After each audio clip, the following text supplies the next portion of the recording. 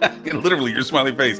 Hello, everyone, and welcome to This Week in Hospitality Marketing, live show number 236 with Mr. Smiley himself, Mr. Edward StOnge from Flip 2. Good morning, Mr. Ed. Good morning, Loren. How are you? I'm doing well. I think we have Katya in the back. I said it wrong. Kat, sorry.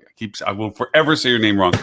But we have Kat in the wings. I think she's going to be joining us as co-host as well pretty soon. Robert's list this week, I was praising him last week how good his list was. This week, I got to say there was a couple of duds. Oh, but there were some good ones. It's funny he included the Google Insights because obviously we were looking at that quite aggressively. And there's more than what he had posted. There was a lot more than what he put. And then I'd say that with a grain of salt only because Robert's not usually Robert is prompting here at this time. Right. So I get to take his rule in saying that, Robert, you're not here. So we get to do what we do with all hosts that aren't here. Abuse them. Yep. Yeah, exactly. Exactly. But no, he did have some great top stories. I'd like to recap a little bit because I did get feedback from a couple people that they would like to know a little bit on the beginning of the show. Kind of the things that we're going to point towards. So I kind of not fault him for that one because it's kind of like, welcome to chaos and just hang around. We'll get to something really good. By the way, all of us would like that too. However, we'll still descend into chaos, but at least we'll have a guide at this point. So as you all know, Robert with Rocksheet develops a curated list of usually around 15 items that he previously used to distribute only to the board of HSMAI on their marketing board and their revenue board. Now, since he's now tenured off of that, he now makes that public. And you can get and sign up for free for this. It's a great list. You can sign up for free for this at bit.ly/rockcheetah, all lowercase. And simply sign up and you'll get this list to you. He sends it really late on Thursday because he literally waits for the last freshest ideas. So when we bring it on the show, it's literally the latest news available. It's a great list, even though I poked fun of him for this list this week because there was a couple of articles in there. I'm going, really? Nah, I don't know about this one. But there's some awesome articles also in there. To Ed's point, the Google Insights, they come up with some amazing statistics sometimes because obviously they have the data to do this with. Although, given what he put in there, they actually refer to other people's data. So it's kind of a okay. But when the internet is yours, is it really someone else's data? I mean, Google pretty much owns the internet. Right. Pretty much it is that basic kind of concept to it. But some of the highlights of what I do want to make sure we hit today is his top stories, and that is travel insights, how people plan a trip from beginning to end, which I think has some great little nuggets of information in there, actually a lot of them. Hey, good morning, Lily. Hello. Good morning. Good morning. This is Lily Mockerman with TCRM and ThinkUp. That's 2 weeks in a row now, Loren. I don't know. I'm starting to think you've changed your ways. I don't know. I just said Kat's name wrong again, so I'm really not there yet. Katija. Also, a second top story, because he kind of added a couple extra stories in this week. Today's Traveler, Infinite Paths to Purchase. And there's a couple of good points out of there I want to make sure we grab, because a couple of those graphics really hit me hardest to what they're doing. Good morning, Kat. Good morning. Did you hear me say your name wrong earlier? I did. Yeah. I did. And Lily got it. I mean, she did. It was impressive. One of these days. I know. Anyway. I don't. It's going to be a brain block for me for the rest of my life, I think. I have a solution. I have a solution for you that I think will work. When I see you at the convention, I'll definitely loop you in. Okay. Just she's gonna. You actually just guessed it, Lauren. She's gonna punch you in the mouth. That'll make you remember. Every time I do it wrong. You might need negative reinforcement, Lauren. That's right. Negative reinforcement. Hey, anything to get the name right, I'll do it. Okay, so those two top stories we definitely want to hit. I definitely want to touch on the fact that the coronavirus, the effects, Hilton. This stark reality of how this kind of pandemic can affect business. I mean, the article really basically talks about how Hilton shut down over 150 some odd hotels in China. How dramatic is that kind of stuff, Well, and Expedia came out in their earnings and estimated it's going to cost them somewhere between 40 and 50 million in top line revenue. Yeah.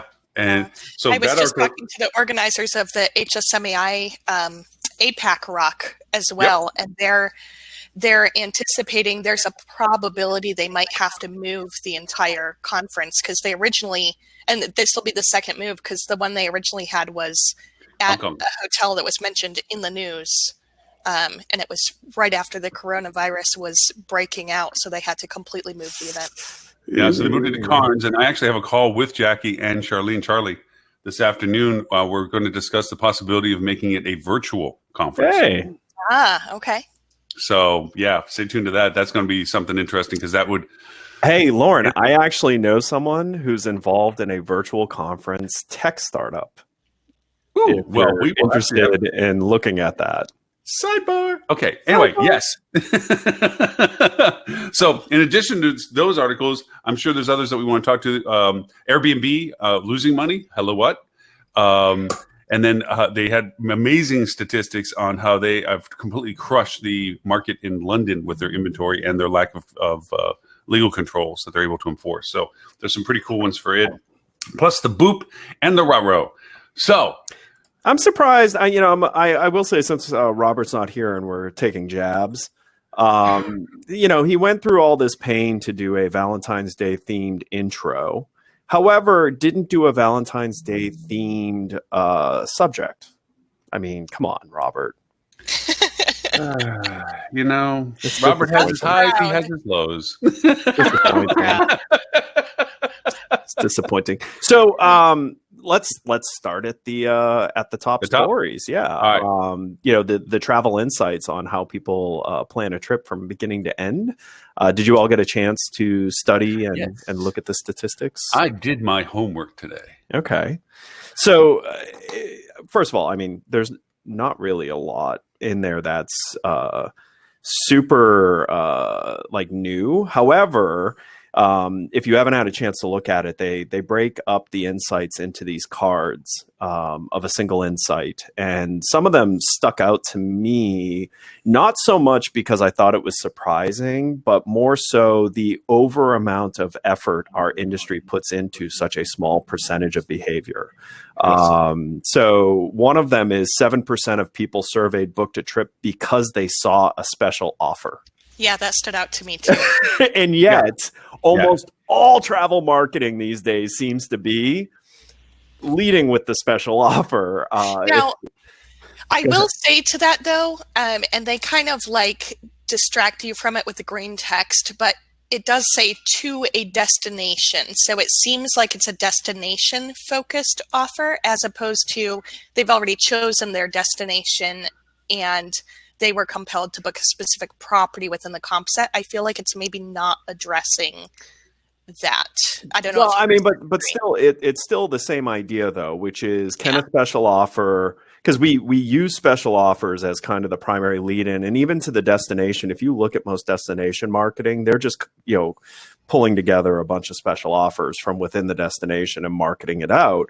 So this is telling you that 7% of overall consumers said that a special offer could make them decide to go to a specific place. That then does break down into smaller, would it make you pick a hotel versus another? Right.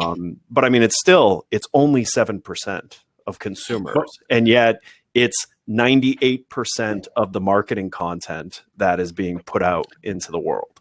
It's funny how we pick up different things to this. I saw those things as it makes sense to me. Like you said, it's more affirmational. But what caught my eye was talking about the fact that only 26% of the people surveyed said they don't make a booking online what they intended because the price was too high. And we focus so much on our price parities and our price comparisons to market and so forth. That was one thing. But the biggest thing I got was below that, where it says 95% of the people surveyed keep visiting travel-related sites after booking. 74% of the people surveyed research a trip. So that means even if booked, I still have a shot in pulling them away from wherever they may have decided if it wasn't me. Or you're at risk of losing. And this is where also risk of losing. Absolutely correct. But I think I'll channel Tim Peter here. Tim Peter has multiple times talked about romancing the sale. So the idea is, you got the booking, your post-booking pre-arrival communications process is there to help romance the sale, make sure it sticks, make sure they build excitement. And this is an exact reason why you should be doing that, because everyone listens to Robert Cole and obviously just books whatever to have a safety place and then go and find what they want afterwards. Well, no, see, this is to the brilliance of Robert Cole that he put in 2 articles. See, we've been saying nothing but praises about you, Robert, before you arrived. I mean, nothing negative at all. I was so thrilled that you guys are actually talking about a top story first within the first hour of the show, and second, even discussing one at all, and actually having read it. I mean, this is like a Christmas triple. Yeah, it's like Valentine's Day.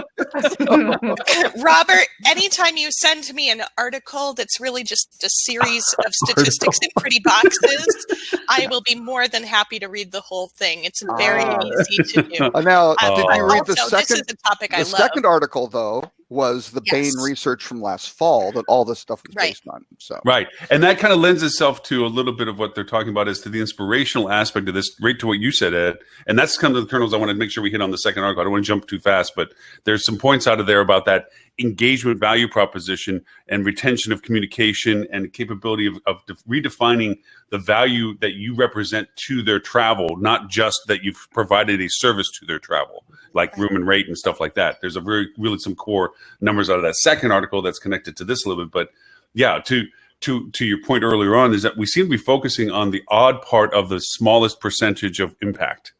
Right. Rates, dates, and value proposition, and just cost. And not paying attention to the 47% of people who said that they wanted to make a booking online but didn't because it didn't meet their needs. Right. And I think that comes back to, given that this is the marketing show, to also marketing your property. Speaking of not meeting consumers' needs, Stuart Butler, everyone. Glad to disappoint. Welcome. But no, I think really, first of all, if I go to a website, because I've seen myself in some of these categories when I've been traveling on leisure as well. And if it didn't meet my needs, it likely had nothing to do with rate, because chances are I can find a rate to meet my needs. If I've picked my destination, I'm going to book something. But if I don't book because it didn't meet my needs, that means that I can't get all of the information that I need from them. And that also ties back for me, I think, to the 74% of people who research a trip. So if I'm booking, like when I booked my first all-inclusive in Mexico and went down there, I booked very far in advance, probably 5 months in advance. That's all I really had time for at that time, was to figure out where I was going to go and make sure I had a room, and kind of generally that the hotel was the one that I wanted.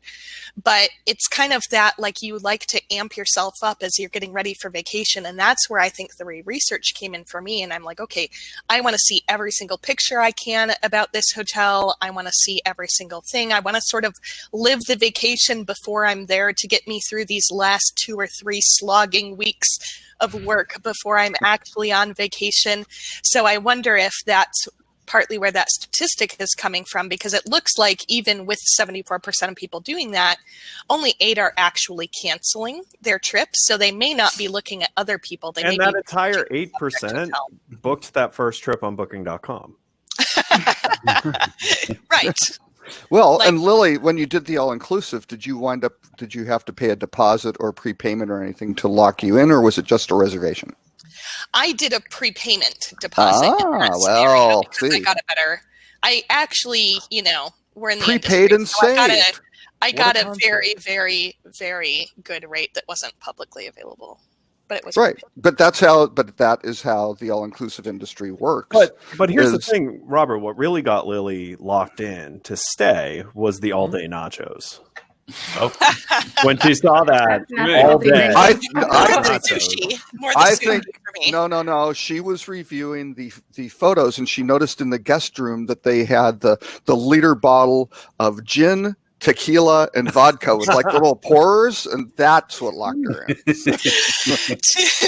To be actually totally honest, because I am a revenue manager, I can't always fully enjoy my vacation when I have to worry about my budget. And so it made it much easier to go to an all-inclusive. On the other hand, the food offering was maybe not what I'm normally used to. And that's for that all-inclusive. reason, Oh, you picked the wrong all-inclusive. I did. But that's just how it goes sometimes. No, and really, to your point, you're saying how 8% of the folks that cancel, they end up rebooking that same trip.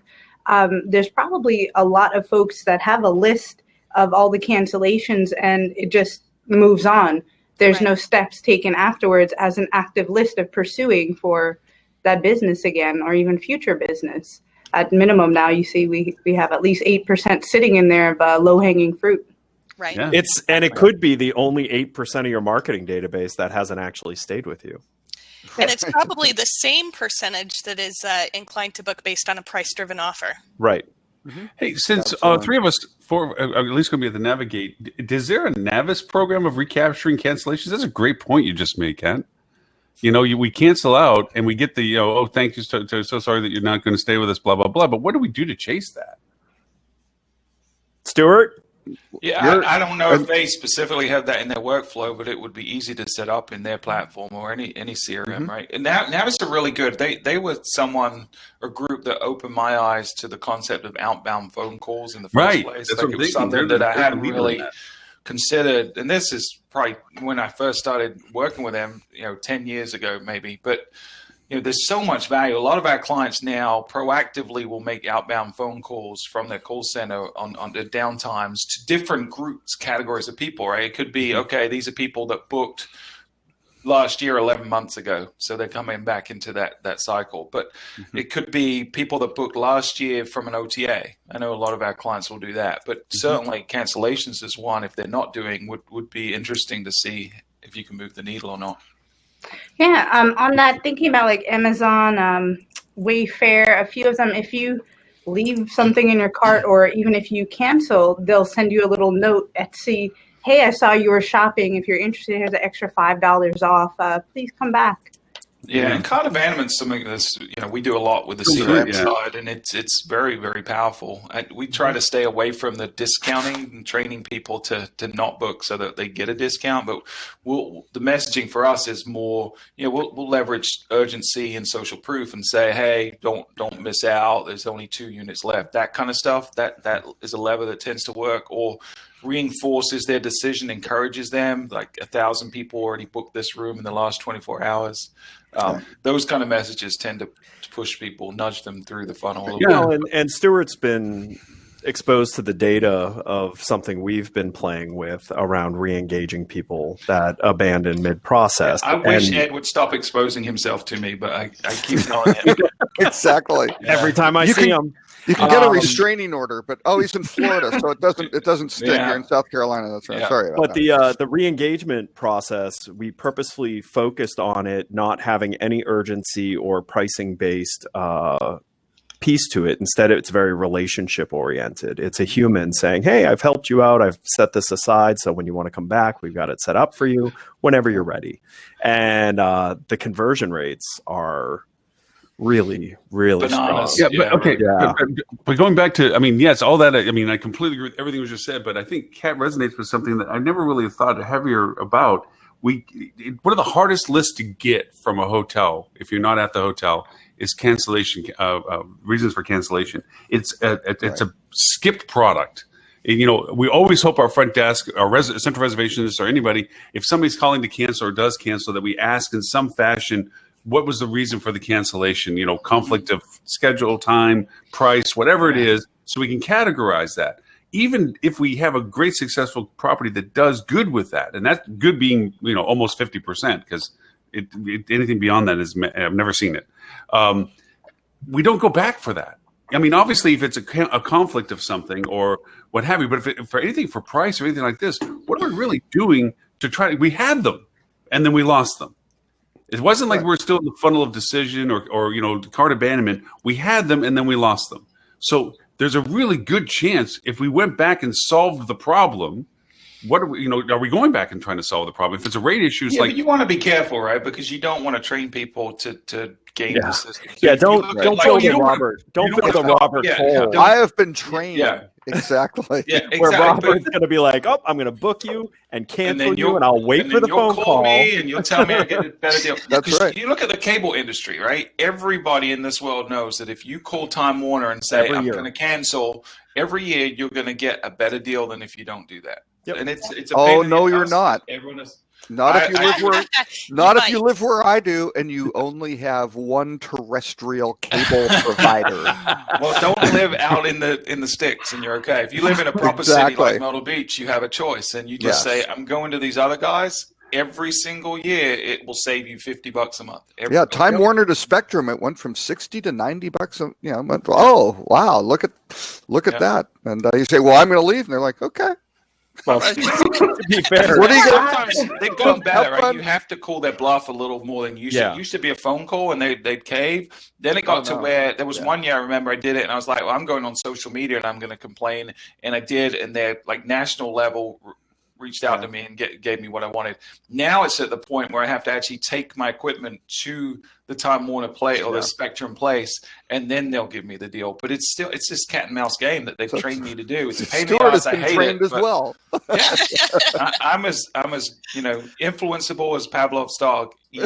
And when it saves me $50 a month, I'm going to do it. Right. Oh, Darlene wants to know if we're going to talk about the viral seat back puncher on the plane today. But I'm sure we'll probably pop in that somewhere, Darlene, about that. That was the can I recline or not a recline conversation. You can't recline. And by the way, I mean, I'm not going to punch your seat, but man, I think about it. No. I'm on the other side of it. If the airline allows the seat to recline, the airline has caused this. All right, so going to Robert's point, then when you get on an American Airlines flight that still has ashtrays in it, that means you can smoke, Robert? No, that's not. That is actually not the case because that's a federal law. But it's still there. The airline says it's a federal law. That's the bubblegum wrapper holder. It's not the ashtray anymore. It's the bubblegum wrapper holder. The airline created the problem by cramming in the maximum number of seats onto those planes. So. I don't remember ever hearing during the flight attendants announcements, please do not recline your seat because it's federal law. Ed.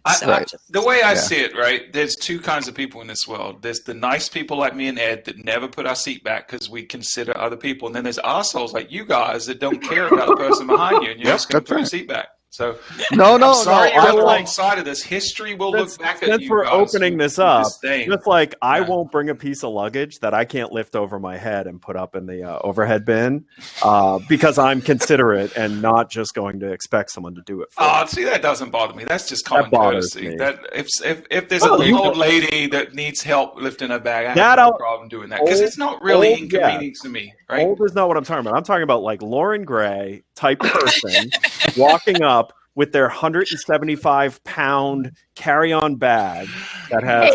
You don't get to the duty free until you get to the airport, right? And by the way, since when is big garbage bags not suitcases? I always get like, what's up with that? It's a big bag. It's Loren has to pack. He has a big tin of tuna fish and sauerkraut because he's going to make his own sandwich. Oh yeah, that's the other thing. No, smelly food on an airplane is not acceptable. That's way worse. I'd rather have somebody recline their seat than have them bring it on. Although I will say, women with long hair, the seat back is mine. It's my space. Do not throw your hair over. I agree. Have you seen the photos of the people that take their shoes and socks off and then put their feet between the seats? Like all of a sudden you got little smelly toes right over here. It's not hard. Traveling sucks for everyone, right? Just be travel with a little pair of scissors. That's fine. I'm feeling particularly martyrdomish because I don't even fit in these seats. I have to tuck my knees under the seat, whether they put it back or not. Yoga. That's I remember one time that somebody like me behind me, it makes it just miserable. But I also don't abuse people that do it in front of me. It's like, hey, look, if you recline, you recline. I'm not. I'll be. I also have to nicely say in your the aisle sitters who believe that the aisle is part of their personal space and get mad at you when you accidentally touch them on your way to the restroom. Oh yeah, man. Yeah. I get the aisle seat because I got to stick my leg out. You shouldn't And be then put it back touching in. them with your hands. I mean, it's one thing to bump them, but That's they're right. like, Yeah. Grab Grabbing going immediately past from- everyone. That's Robert's way of moving down the Lauren aisle. just- That's just Lauren disco just walk walks for down him. the aisle On the way to the restroom. Actually, I thought the best comment on that thing was, and certainly someone brought up the gender issue of women traveling, doing certain. If that had been a guy, that guy wouldn't have been doing that. If that was Lauren sitting in the seat in front of that guy, I don't that know. would that guy not was be a happening. jerk, regardless of who was in front of him. Oh, yeah. I don't know. Yeah. I mean, I've had it where literally somebody was like kicking my seat, and I turned around and says, "Kick it one more time, I'll break your freaking foot." And he's like, And it was a 3-year-old child, but that's okay. he was 2 years old, but he understood what I was saying. No. Oh no, I've had that where that's been happening where it was more like a 4 or 5-year-old just kicking the seat back and forth, and it was my wife, and she's going nuts.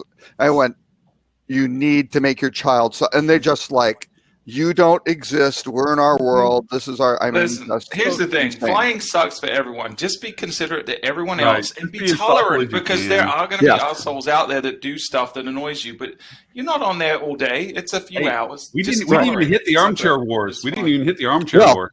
My Oh, point with yeah, the no, seat it's- recline. My point with the seat recline is the airlines have also limited the recline so much to like 2 degrees that in many cases it doesn't even matter. Right. Well, So back in my busy international travel time, pre-kids, when I you're was jet-setting Playboy, yeah. when I was spending upwards of 12 to 18 hours on a single flight, there was a little device that I used to have that you could actually jam put in the seats. Oh, I on the hate seat in front of you, Oh, and it stops You're the one of those seat people, from were you? reclining. Oh, ban those those are- things. yeah, So that's I always good. would make sure I'd get on the plane super early. Like I Oh, got to you're be one the of first those. one, because it's amazing how many people will just accept that their seat doesn't recline if when they go to try it doesn't recline. Yeah. Oh, I think all of the airlines have outlawed those. They have a lot of Yeah. but you can't even buy them anymore. Yeah. I did. Now that you're making fun, I do remember that on one of the older planes where the seats reclined really far back. I was sitting and they already scrunched up the seats, and this recline came all the way back, and the person's head was right on top, and I go, "Hello," and like, wow.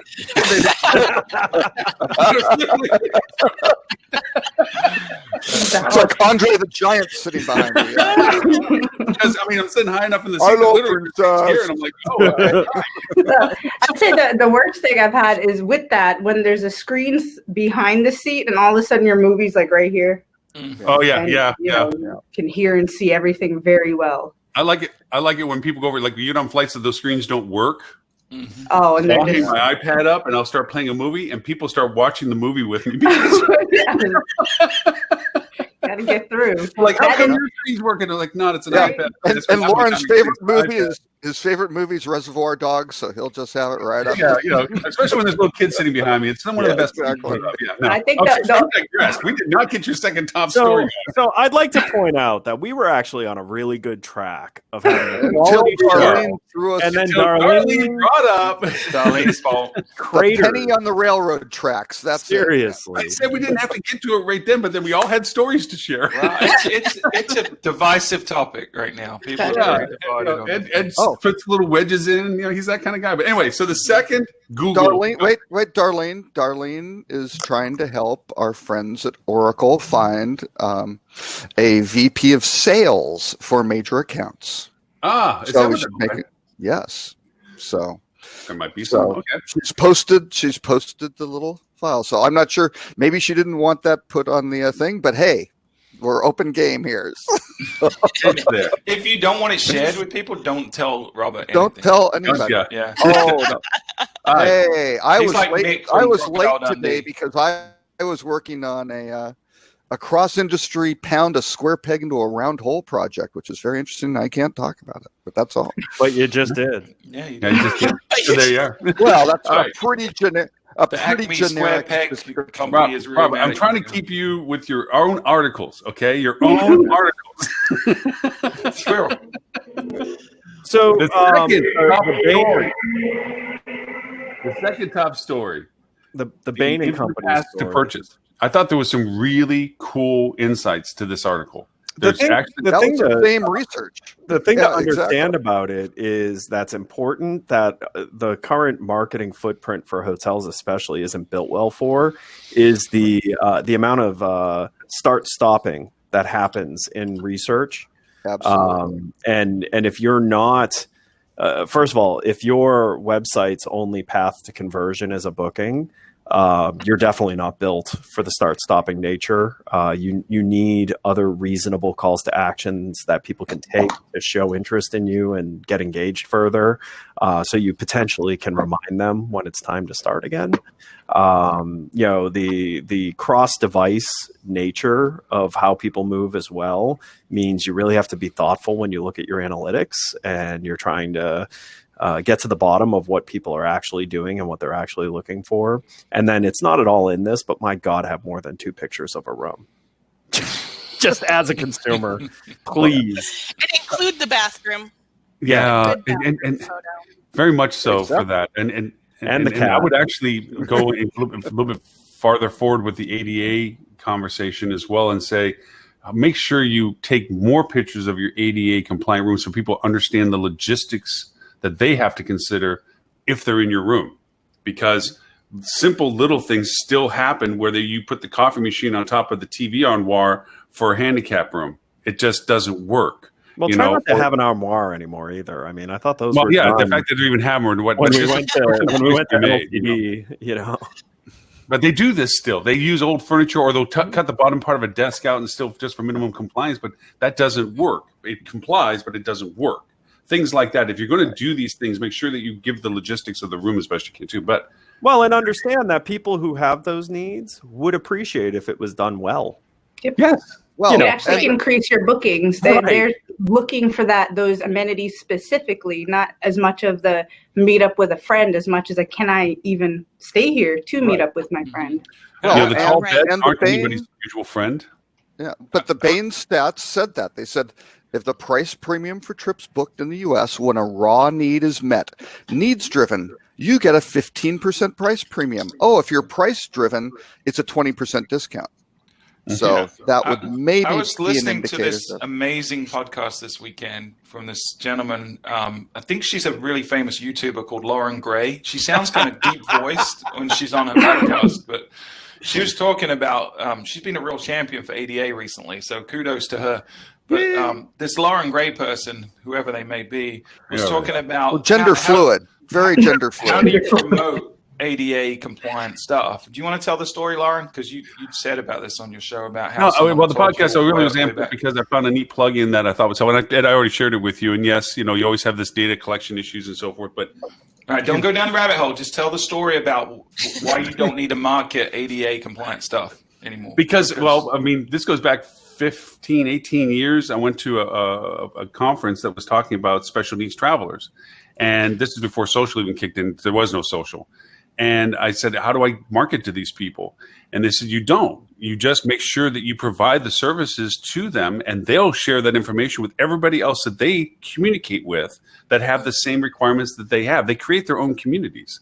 And from that, you're going to have their communities, right? And you just become very visible in them. So I'll give you an example of this. So I work closely, as Ed does, with the Myrtle Beach Area Convention and Visitors Bureau, which is also part of the chamber. But they spend a lot of money, obviously, driving tourism to the area. They've spent a lot of energy and focus over the last couple of years becoming what's considered a autism-friendly destination. It's one of only 2 beach destinations that actually can claim that right now. And the amount of focus we've gotten from people with autism, their families, everyone that impacts, has led to this massive surge in travel from these communities. And it isn't that they're spending money on these massive advertising campaigns. It's just that they spent the time to make it welcoming and inclusive for those people. And it's paying really dividends. The key is you've got to deliver on the promise, right? If you say you're something, you've got to really don't check the box. Think through what the person wants. They're people. Cutting a hole in a desk so something fits versus a nice desk will have very different results in how people feel about it. Yep. So don't meet the bare minimum. This is the hospitality industry. So let's show some hospitality, and it will drive loyalty among people who care about those things. And we've talked about this in other forums before, like Pet Friendly. Pet Friendly isn't charging a pet fee. That's pet accepted. Pet Friendly is having amenities for your pets and having walking maps on best places to walk with your pets and things. That's Pet Friendly, and there's huge money in that. But and that's the difference between checking the box. Yes, you can bring your dog. It's going to cost you $100. You get nothing for it. Or here's Fido's spa, and you're going to have selfie stations for you and your pets and things like that. I mean, it's a huge difference, and where you see the difference is in how people spend. Yep. Mm-hmm. Absolutely. To your point, Stuart, one of the easiest things that a hotel can do to be autistic friendly is have a quiet floor. I thought that was an amazing, simplistic thing that was actually highlighted in Canada, in Vancouver, was some of the hotels wanted to be more sensitive to their travelers around the hospital. That was a featured hospital for autism studies and so forth, blah, blah, blah. And the biggest recommendation the hospital gave was you need to create a comfortable, safe environment for the families. And if you can designate an area of your hotel that by mandate after 8 p.m. is quiet, that there is nothing else going on, that simple function can be a huge value asset. And it's a big deal. That's one of the things Myrtle Beach has done. The airport now has an autism-friendly area where sound is excluded and people can go, and that children need some downtime from all the sensory input of travel. Think about it. If you have a person in your family with autism, travel is probably one of the most stressful things that can happen. So if we can make it just a little bit more convenient and easier, then we should absolutely be doing that. Oh, I was involved with a project. Boy, it was probably 5 years ago now, and unfortunately, it wound up not going forward. But there were a group of people who wanted to train hotels on, how to deal with special needs kids and incorporate them into kids clubs and things like that. It was a fantastic idea, right? They had great backing. Everything was fantastic. None of the hotels wanted to do it because their model wanted to be go train the hoteliers, right? Mm-hmm. And none of them, the hoteliers across the board, wanted nothing to do with it because it would increase their risk and liability and that sort of thing. They're like, no, if something goes wrong, we're going to get sued. So it just stopped. The opportunity was to go franchise it and then have it outsourced and outsource your kids. And these guys could have done it, but the founders of this organization didn't have an appetite for that, right? They wanted to be more, no, we don't want to go make a bunch of money and go do this with the franchising thing. Let's go just tell people how to do this, have somebody else actually do it. So it never went anywhere, but huge opportunities, huge money, profitable, providing a huge need. Somebody should be filling that. Well, and Disney and Universal here are they do a great incredibly well trained on many different needs of people. I've seen it many times when I'm in the park, and it sticks out to you because it's like, wow, like. Well, it still makes human beings being nice and compassionate. Wow. We have people enjoy your product. We have an employee here that has his daughter has autism, and they go to Disney every year. What's amazing is that not only are the staff there trained to deal with the special needs that exist, but they're also trained to identify it and step in when it's needed. And he says he goes there, and they've been going, she's, 8 or 9 now, but they've been going for multiple years.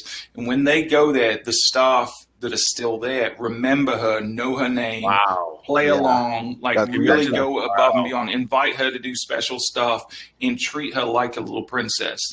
Right. And it's it's authentic, it's genuine, and it's part of the culture. So it really makes a difference. So they will go every single year that they can because of that. Yep. And they do. And properties that do that, they lock in, and as Loren said, with the various communities and support organizations that these people are involved with, the word spreads because, again, there is such a massive gap between the needs and what's being provided. If you're stepping up and doing it right, it's not just identified things like that. Like, by the way, Loren, Stuart, and I spend quite a bit of time talking about hotels that actually have shower heads at the right height. Because there's nothing worse than stepping into a shower and having the shower head here. So thinking through the general needs of the many different types of people, the giants like us, people who have sensory overload issues. I mean, there's all sorts of opportunity, and it's a deep level of appreciation. And that's what you garner from that. It's where all of a sudden price sensitivity falls to the background. The desire to try something else falls to the background, and you build a strong connection when you fundamentally meet the needs of your different guest audiences. And it should be mutual. I mean, there should be appreciation and gratitude from the hotel that these families or whoever would be staying with them. Right, that's what hospitality. That's what hospitality is. I don't want to get off from the article too much, but there is one aspect about this that we're really talking around, but we should point it directly out, and that is developing a. If you listen to Navis, as they point out, it's not CRM. CRM isn't just data collection. CRM is about keeping track of who you do business with in such a way that you can continue to do better business with them. And keeping track of these things. I mean, it's remarkable what you just said, Stuart, that these people, for the thousands of people that they see, would be so tuned in to be able to remember the nuances of individuality.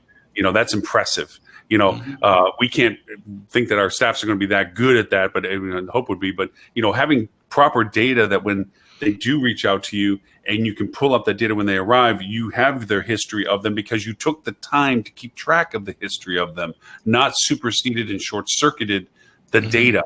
The biggest struggle I have with any client I step in with is when we start going into their systems or process, how fast they circumnavigate gathering emails, gathering content, writing notes, going over histories. They just don't do it. And then so now another guest comes in, they've been in for 15 times, and unless the one front desk agent remembered their face, there's no tracking record in their information that's being pulled up that can acknowledge that to them. Unless it was enforced in their process, their SOPs. So it's a value proposition. It has to be increased. And I think it's really interesting because there's all of these, you talk about face recognition. There's a lot of efforts being made on the technology side, and then we get into data privacy. And so it's a double-edged sword, I know, for hotels to have to try and work on both sides of the issue. But I do think that, going way into the operational side of it, because I always like to diagnose the root cause, if you can reduce turnover with your guest service staff, you're going to be more efficient at recognizing their guests when they come back as well. Yeah. And if you have a PMS that's actually capable of keeping track of multiple stays and things like that. And you don't make a new profile every time. Right. Yeah. Well, and Stuart, knows this because, certainly growing up in Cameroon, I believe, the British colony, and then, he developed his CRM when he came to the U.S. because he was trying to find a spouse to marry and to become a U.S. citizen and all that. So working through that whole, CRM of all the prospects, and it works, right, Stuart? Yeah, absolutely. Yeah. So. I thought he just walked around to everybody he saw saying you want to get married, and eventually somebody said yes. I thought that was that's what he did before he had his CRM system set up. Well, he's in hotel marketing, so I mean that makes sense. Yeah. Right. Yeah, and his call to action. You give him a couple drinks. His A/B testing stories were incredible. Yeah. So. True story. Hey, so I do want to make sure that we hit on this article that if we look down to figure 3, I thought I'm actually going to steal. I'm going to borrow this because I think it makes some great points about where are we in the engagement relationship for our guests, because it kind of gives like a Maslow's hierarchy in a strange way, or at least a way of looking at it. Of functional elements versus emotional elements versus life-changing versus social impact, blah, blah, blah. But you look at it, and I have to go over and be very critical of myself that there's sometimes I don't get out of the functional. I can't get beyond it for some of the things we're doing because there's just so much digging of a ditch that has to be done before we can even get into the more emotional aspect value propositions associated with the guest experience. We're still into the functional. Do we have a hairdryer and air conditioning and TVs and location and rate and everything else?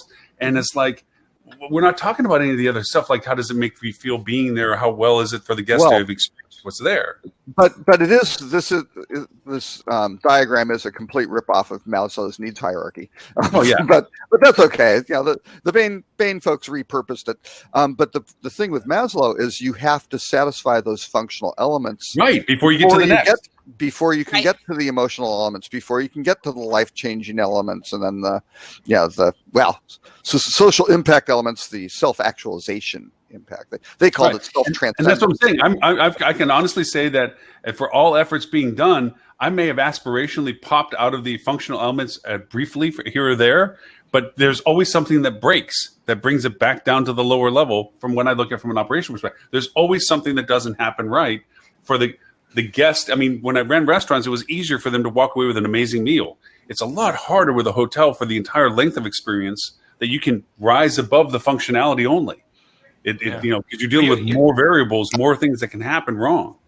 Yeah, and you're reiterating what I think we've probably all seen Simon Sinek and what he talks about with the golden circle, about the what, how, why. And how most people function from the what first. And if you look at advertising, most of it is price or location or the stuff about what we are. But the really, really good brands, the ones that cut through and have undying loyalty, are the ones that have that purpose, that why am I different? Why do I stand? And Apple and Zappos. And there's a lot of even travel companies that have been able to create some kind of bond with their consumer because they have a common purpose, or they believe in something that's more than just what it is. It's why they exist. Well, and I think you look at this and you look at a typical hotel website, and you should be able, and for the folks watching here who don't see the document, I mean, the functional elements are, does your site, and you could have, does your guest experience on property, you can go through the same process. It's really pretty universal, but does it save time or reduce effort? Right? Those are two important things. Does it simplify things? Does it avoid hassles? Does it make money? Does it reduce costs? Does it reduce risk? Does it improve quality? Does it organize things? Does it give you more variety? Does it integrate things? Sensory appeal. Okay, Stuart's still experimenting with the scratch and sniff websites. I know. So that's a fuel travel. Television is going to be a thing. Exactly. Does it connect or inform? And you need to go figure out all those things, because for different people and different personas, each of those is really very, very important, because some of them, they want to reduce risk. That's why you have more than 2 photos. And as Lily said, have the bathroom. That's an important area. Is it better quality or is it lower cost? You need to address all those things. And if you can start tailoring those points to specific personas where it has, extra weight or importance, then you're going to be doing much better than the others, because again, the bar is so painfully low. Right. I think though that it's really interesting, because I literally just used Maslow's hierarchy in a training a couple weeks back. And I think it is something that we get so far into the psychology of pricing, and everything's about price these days because it's so easy for everybody to understand math, right? We all speak the same language when it comes to math, and human needs and emotions are messy things that people just don't want to have to deal with all the intricacies. So obviously you have to make a few broad generalizations, but in my training, I talk about how it really comes back to, do you understand your target market? Because if you have a defined target market, that's how you're going to be successful in addressing that target market's needs. And you're always going to have a few other people stay with you that are outside the target market. But if you're out there trying to be everything to everyone, it's going to come across inauthentic at best. Well, you're likely to just be nothing to everyone then. Right. Exactly. Then you really dilute yourself to just being a price on a hotel room where you're staying overnight. If you want to be a destination market or a resort or something like that, you better know your target market and be doing something to speak specifically to their needs. Yeah. We do that on the software side. If I'm selling, say, a booking engine to someone, we cater the conversation to the audience. So if it's an owner, their hot buttons and their priorities and the value proposition is different. They're more interested in profit and things like that, whereas an IT person might be more interested in compliance versus a marketer that's more interested in the guest experience and ROI and things like that. So I think it's the smart approach, because not what people see as value is going to differ based on their specific situation. I think, the article had a lot of other great points to it, but I think one of the statements, and that's literally just below the diagram that I'm referring to, figure 3 that they have, is the de-averaging and personalization of your marketing approach goes to, well, I don't know if I'm saying the statement right, but the cost of your good enough website, the cost of your good enough service is much larger than you think it is, because you are in that bell curve of white noise, that vanilla of you're just like everybody else. And I think going back to last week's conversation about brand value deterioration, about their inability to get into depth with their capability of service, that's what you're kind of facing is, if you're brand X, you have 5 modules that you're able to create. You have X amount of content that you can ever put into it. You have X number of keywords that you can be highlighted for that have to be compared against everybody else's functionality in the brand saturation of your market. You have X number of pictures that you can put in. You have X number of ways you can put into your Google business, on and on and on. And what you're left with is homogeny. You're the same as everybody else. And, yes, that's what brand does, is the representation that as you walk in, you're going to get what's expected based on it, wherever you walk into. But it does deter from the capability of that personalization. You become the average. Right. And you're only going to get average consideration. Right. And I think it goes back to what Ed was saying about not doing things just to check them off a list, but actually having a strategy and thinking through it. And part of that is also having focus in the right place and making sure that your energy is being with a client last week, and we were talking about it. They have multiple properties and they have an internal team, and then we come in and support them. When she's new in the role of director of sales and marketing, and trying to figure out what's being spent. And in looking at it, like 70% of some of the employees' time was being spent. And then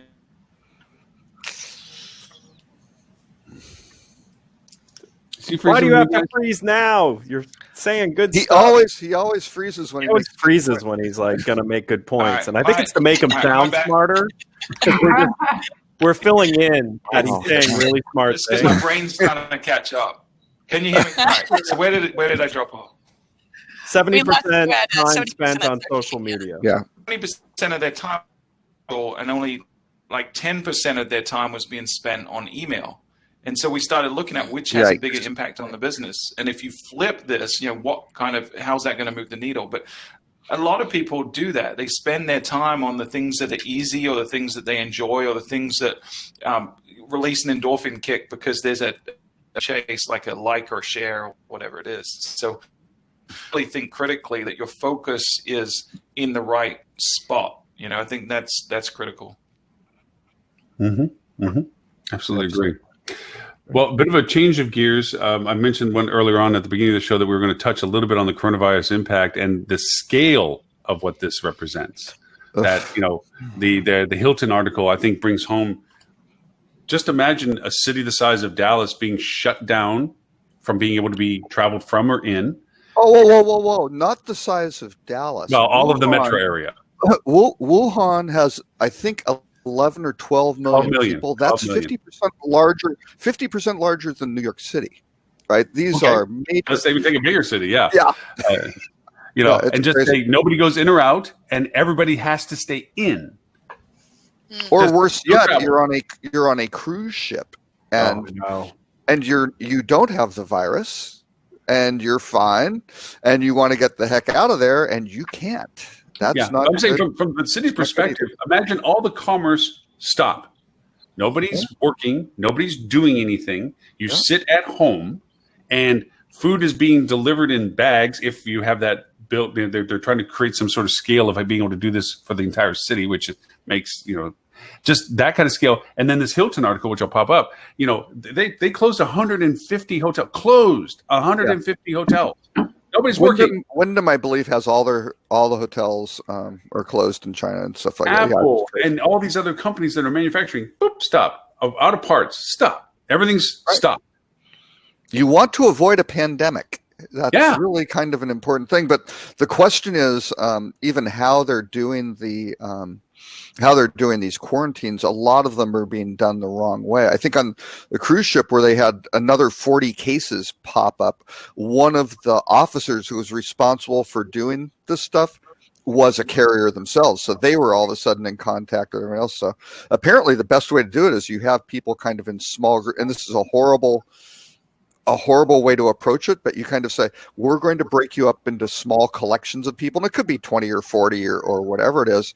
And some of those groups, everybody's going to get it, and other groups are going to be without. But there are incredibly difficult decisions on here. And now a lot of these people on the cruise ship are going to be off, which is fine, because they're like, hey, 14 days. There's an article. It's not peer reviewed. I mean, there's some research, so it's still going through the process. They said, hey, we don't think the incubation days period's 2 to 14 days. We think it's as long as 24 days, right? Yeah. So if you got that, if somehow you contracted on day 13, that's not good. Right. And you won't know for another 24. So, don't. I'd hate to be a travel insurance company at this point. Oh, my gosh. Yeah. Yeah. You got to wonder. Mobile World Congress in Barcelona canceled completely. Huge thing for the mobile. That's a huge conference. Well, even just we were talking earlier on with Lily, the APAC, HSMA's APAC rock conference that was moved already because of concerns over to Cairns is now we're going to have a discussion about putting it virtual because it just the cancellations exceed the actual bookings, because people just can't travel. It's not whether they want to or whether it's literally that, which again, we touched a little bit last week on, and I know Lily and I are going to be on a really rocking panel. At AlhoaCon 2020 in Orlando, and it is literally going to hit to the heart of how do you do business when you have a diminished demand. And these are, these things are going to create this, and who knows? They're even saying that we're going to be having this effect into next year. They're talking about this being a perpetual existence. Part of the article hit it on the HVS article on the impact. But if you look through my prediction at the beginning, the folks that I was working with looking at basically said, look, it's going to be 30 days after the new case rate goes to zero, right? Because that's kind of what happened with SARS, right? You don't want to see any sort of new cases. It needs to, and it was trending down, which was very good. I think I mentioned last week on the show, this is great. It was like 2 days in, it's going down. Well, what happened was in China, unfortunately, they looked at how they were counting the cases, and this is happening everywhere. It's happening in the cruise ship that's docked in Japan. They don't have enough test kits, right? Mm-hmm. So the problem without having the test kits, to get admitted to a hospital, you had to be tested with one of these kits. Well, since they didn't have the kit, you couldn't be tested, you couldn't get admitted to the hospital, and you weren't counted. Right, so that's how they had 4,500 cases that went up, or 45,000 cases that jumped to 60,000. So they're counting it a lot like the Iowa caucus, then. Very much using that. I think they're using the same app. Okay. Yeah, exactly. I mean, just crazy. And so same thing in Japan. They've got a cruise ship there, and they go, "Hey, this is a problem." They go, "Well, why have you only tested whatever 2 or 500 out of the 3,500 people on the ship?" And they go, "Well, we don't have enough, things." So instead, they're just locking everybody up and trying to say, "Don't go anywhere," and it's not good. So this is going to be going on for the indications are that this could be going on for a longer period of time. So. And I personally know 2 people who've canceled cruises, one a Caribbean cruise and one a European river cruise. Again, which are relatively distant from where the problems are happening, probably lower. They're not going, sort of thing. So we'll see. I think that China is definitely doing a better job of kind of managing this than maybe they did with SARS or MERS, because they were a little slow on the draw with those, which I think is going to help. It's going to have a major economic impact to China and cities who rely on Chinese tourism. But outside of that, your average Midwest hotel may never really feel much impact from this, the way that it's being managed. But, I hope that not only have they learned from SARS and MERS how to react to it, but I hope they learn from this one again, how to avoid it because a lot of this is coming down to basically the sale of meats that are supposed to be illegal in all of these open air markets in China that could have avoided the problem in the first place. So, I mean, not to be an alarmist, but it will be felt. The effects will be felt by the entire tourism industry because the areas that are missing their Chinese traveler are going to start looking at other sources of traveler. And so they're going to become competitive all of a sudden in areas that they previously weren't focusing on. So I do think the vacuum of demand that is being created will have a chain effect across the entire global economy. Oh yeah, people not wanting to get on planes, people not wanting to go travel, even to different destinations, just because they're uncomfortable. You know, looking through those needs, right? The main needs. You're like, hey, lower risk is a big thing, and even though the risk, you go, come on, let's cut. You know, Lily will do the math, figure it out, and go, hey, we got 0.5% chance of this happening. Let's just go. I don't know. Is that sufficient? 1 in 200? I don't know. So, yeah, it's going to be it's going to be a problem. There's multiple things at work, though, Ed. To your point, because if you think about, I don't know what the net difference is and how many Americans travel abroad versus how many Chinese folks.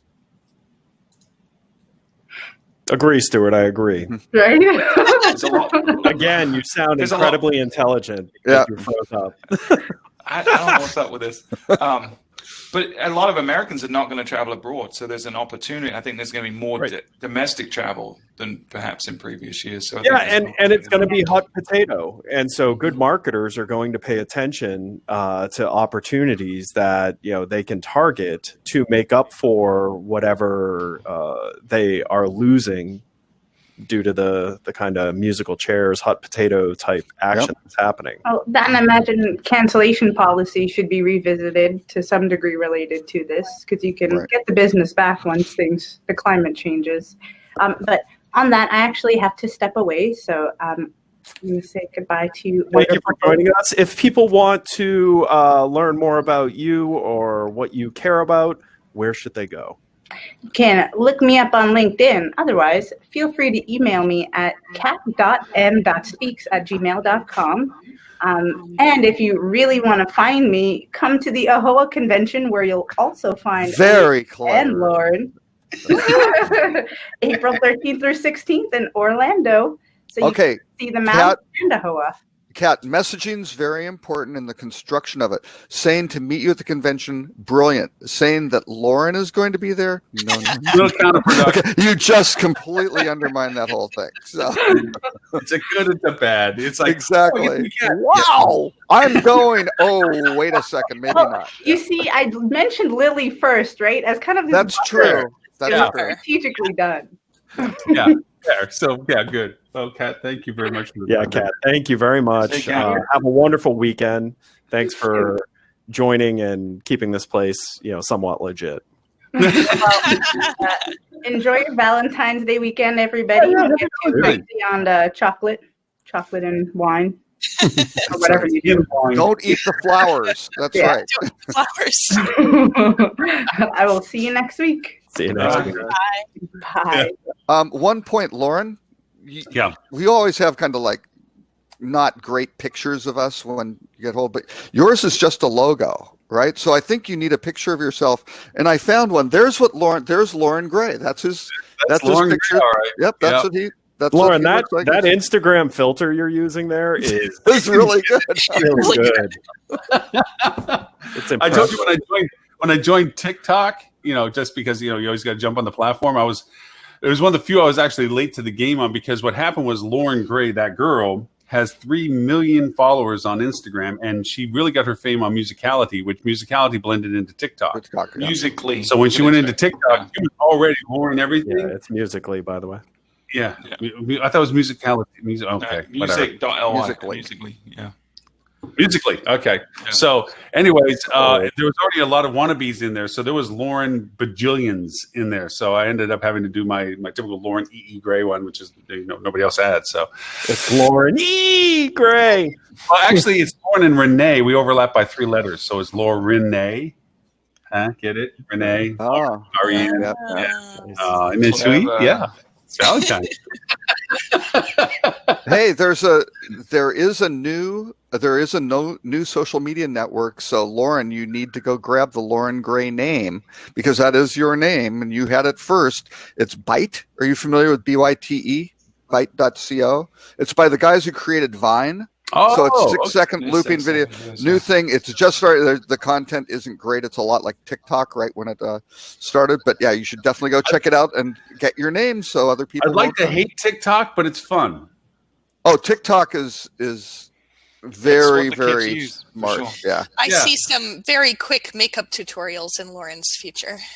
Exactly. Well, she is quite good at it, and she does all the music stuff too. But yeah, Loren uses talking about you, Loren. Loren uses Loren uses spackle. That's really and a traw. Yeah. All right. Okay, so going back to the articles I said we would try to hit. Okay, Airbnb loses money. Yeah, Shock. yeah. They had a pretty.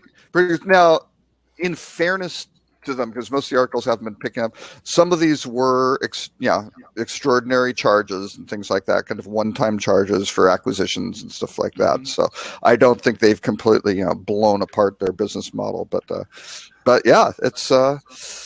Not necessarily it's not a good thing to have panacea to an IPO. No, absolutely not. And they must have known. I mean, when you do acquisitions and things like that, I mean, and you're planning an IPO, someone somewhere is looking at what the story looks like for these things. So, so they must have known it was going to happen. So I guess it's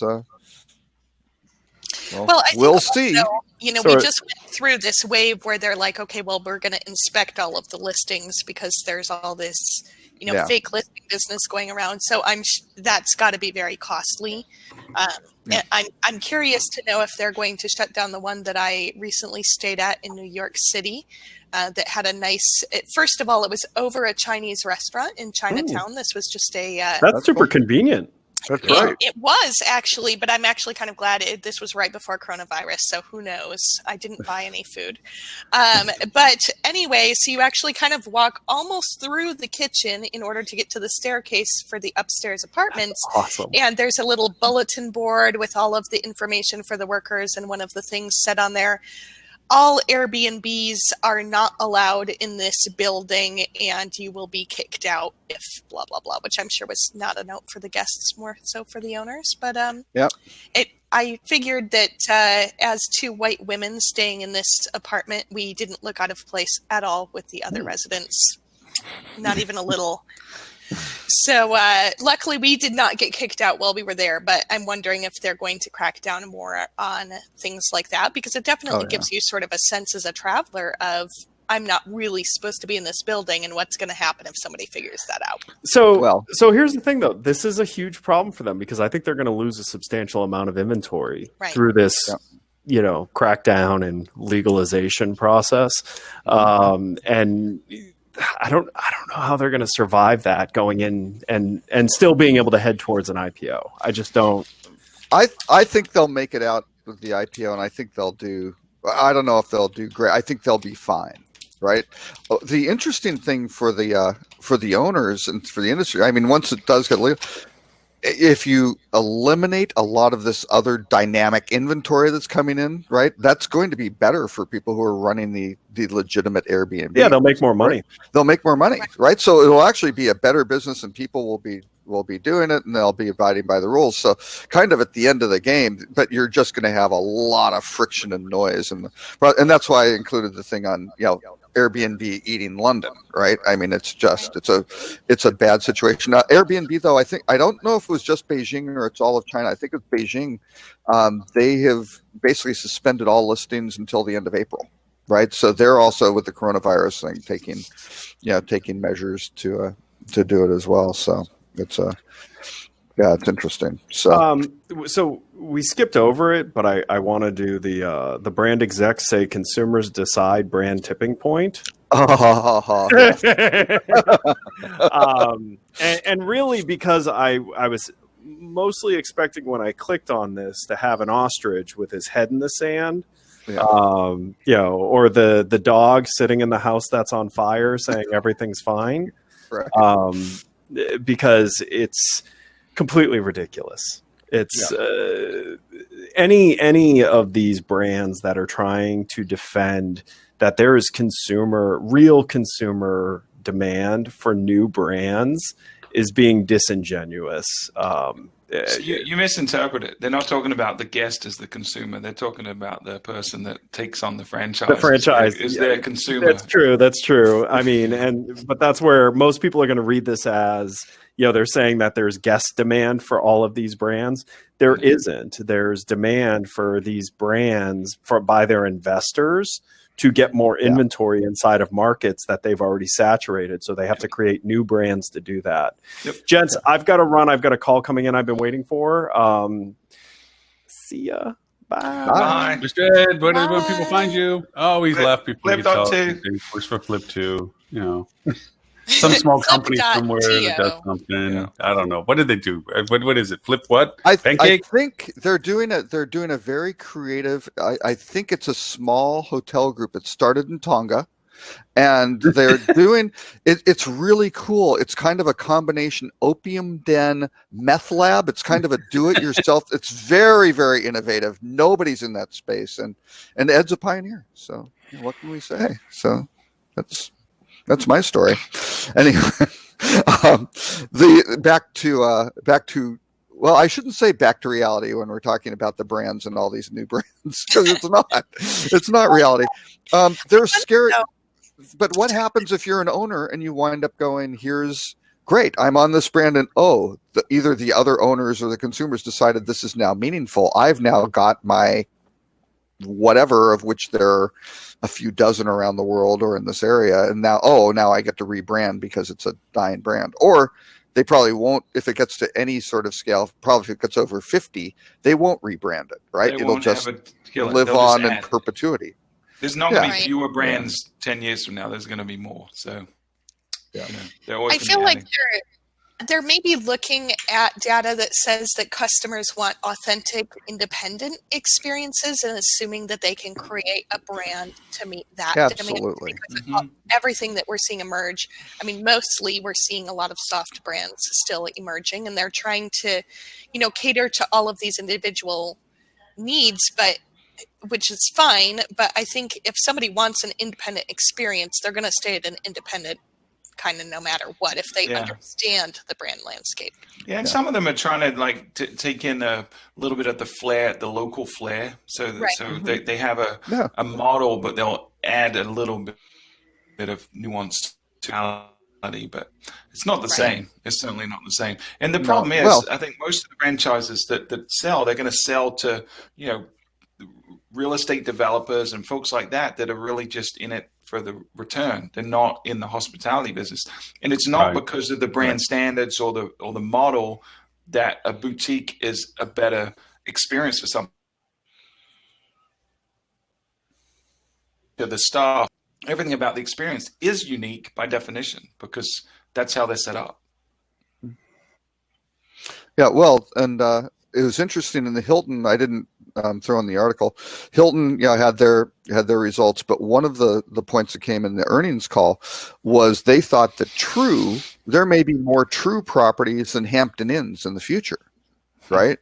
And you kind of go, well, wait a second. What if you've got thousands of Hampton Inns around? It's a good product, right? It used to be a great brand, and now it's like, oh yeah, here's something new.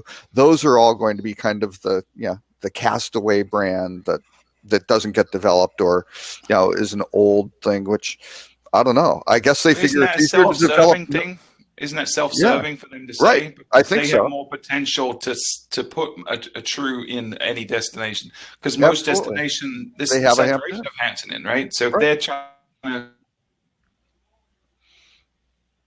they're gonna say stuff like that, but it's a platitude. It doesn't mean it's reality. Well, if you look kind of back at history, IHG tried to do the progressive brand upping for a while. Remember, there was the typical Holiday, and this is before Holiday Inn Express, which was a total brand venture off, which turned to be a huge success. But when you had Holiday Inns, then you started having the Holiday Inn Selects, Holiday Inn Crown Plaza, or the Crown Plaza. Well, the Crown Plaza was always, but Crown Plaza used to be something. Now it's whatever. It's nothing. Right. Well, it's what the Holiday Inn Selects were. Yeah. Yeah. But, they're trying to create these gradient growths where, okay, you have a Holiday Inn. If you want to make it a select, you're going to need to do this, this, and this. You're going to have to increase your food and beverage facilities, catering facilities, blah, blah, blah, blah, blah. Or if it was already a product that was substantive enough that was better than the traditional Holiday Inn that had the opportunity to have all these things, then they had to have a gradient to put them into. And nobody understood the dang difference between them. At the end of the day, they didn't understand it internally. No, there was no clarity to it at all. They couldn't. They actually couldn't explain the difference. They could say what an express was versus a standard Holiday Inn. Right. But a select would be kind of like, well, it's a little bit better. Well, what does that mean? And what's in a Crown Plaza? They couldn't differentiate. It was absolutely, it was like Crown Plaza at least had a Venn diagram. Yeah, it was a Venn diagram where they were like circles over both of them or something. Yeah, I mean, Crown Plaza had certain amenity bases and service scale that the other ones didn't have, but the bridge between Selects and Crown was very minimal. And it was frustrating for us that worked in the Select process because I was in a hotel that was Holiday Inn Select. And the only difference that we could designate compared to an average Holiday Inn was we had larger, more predominant catering facilities and better food and beverage operations to scale. That's it. And even that was a vague number. And for a guest, catering operations is like, I'm not attending a banquet. Right. Sort of thing, so. And Crown was just simply a service profile extension. There was a level of service that was implied for what the product was. Their amenities in the room were of a different caliber compared to what was in the. But even then, the Selects, to try to be more like a Crown to demand higher rate, just simply adopted the Crown amenities profiles in their product selections and put themselves in that position where they were able to keep their franchise fee low, but really raise their rates because they had similar profile. But I think for guests looked at Crown Plazas. Oh, that's a nice Holiday Inn, right? Yeah. You had all the inns weren't so good, and then you had the Expresses, which were like, well, they're kind of cheaper, but they're newer, they're better. Sort of thing, right? So I think in the world of progressions to I think Stuart's right. There's going to be more brands than there are less brands because they're just going to try to find every fraction they can, but. Maybe what they try to envision is they're going to take like the Sheraton 4 Points and just say, if you want to be better, go to this brand caliber. You're going to need to make these fundamental changes. If you're a Hampton and you want to be now something better, you're going to have to make these fundamental changes. And then those that can't stay at their level, those that can get to progress forward with their continued innovation. But again, that's self-serving. That might be what they're thinking, but. Yeah, and that's similar to when, if you're a hotel and you have an upgrade path, right? So if you've got a certain finite number of ocean views and ocean fronts are more expensive and don't shift as often, right? So you're selling more ocean views. If you upgrade some of those folks to an ocean front, then you can sell the ocean view. So it's the same. If I can push someone up in chain scale, and now I'm more likely to be able to go resell that Hampton Inn or whatever it was that's now vacated. Hey, Lily, I want to ask a favor. I would love to take a time on the show sometime in the future that we discuss room type variations, fracturing them so you can have upgrade capabilities of a guest versus minimization of room types to more standardize your rates, conversations on both sides. Because I think there's arguments to be made in some on both sides, but I mean, I'm not even asking your preference yet, but just if we could have that kind of conversation, I know a lot of hotels are looking at saying the designation of where they just have King Deluxe, saying King Waterfront Deluxe, King City View Deluxe, King Basement Deluxe. Sell by they unit, upgrade. They offer upgrade variations on the. I'd love to have that conversation because I don't think it's talked about enough. Yeah, I'd love to make that a topic. Absolutely, and I think also it may be interesting to include what the heck is a deluxe. What is that? I want to know what oversized is. How do you get oversized? I mean, well, maybe I have an answer of my own, but what do you mean by an overstuffed room or overstuffed pillow? How can you overstuff a pillow? Doesn't it blow up? Anyway. Yeah, I think there's a lot of caveats to that. So I think it definitely makes sense to make it a longer range topic for sure. And because there's so many ways that you can go with it. And I also think it's not a one size fits all answer. So we can kind of talk through a little bit how to make the right decision for your hotel, depending on, your traveler profile and all of that good stuff. And I am a strong proponent of having, kind of larger groupings of hotels, so it's simpler for the guests to understand. And then you can start having, kind of subgroupings of it, but particularly when you're getting to rate points and things like that, having, this completely paralyzing variety of choices. Starwood used to do that, and it was insane, where you'd try to look at something and there'd be 28 room types, and you had everything from the accessible room to actually it still happens. You'll wind up with identical rooms, same description. It's just they have two rate plans open, and one's more expensive. They don't close out the upper rate plans thinking, oh, maybe somebody's stupid and we'll pay the one that's $20 higher or something for no reason. But yeah, it's bad. I mean, it's all about clarity, and here's what you're getting. And yes, some of these rooms may be different, which customers innately understand, right? They aren't all identical. I'm buying this type of room. And then you wind up getting into all of your upgrading strategies and things like that. But all these, I did work with a hotel in Tokyo that literally was 80 rooms, and they had 45 room types or something like that. And it was like playing Tetris. I mean, they were not very good at playing Tetris, right? It was just a horrible situation. And the same thing for everyone who's trying to sell on a unit basis and attribute-based marketing. It's like, watch out what you wish for. All of a sudden, it gets really, really tricky to fill all these things consistently over 7 days with varying lengths of stay. I mean, that's not an easy task. I think the most interesting one that I ever did was a long time ago. We had a contract with a property in Hawaii, and they had 24 rooms and 11 room types. Wow.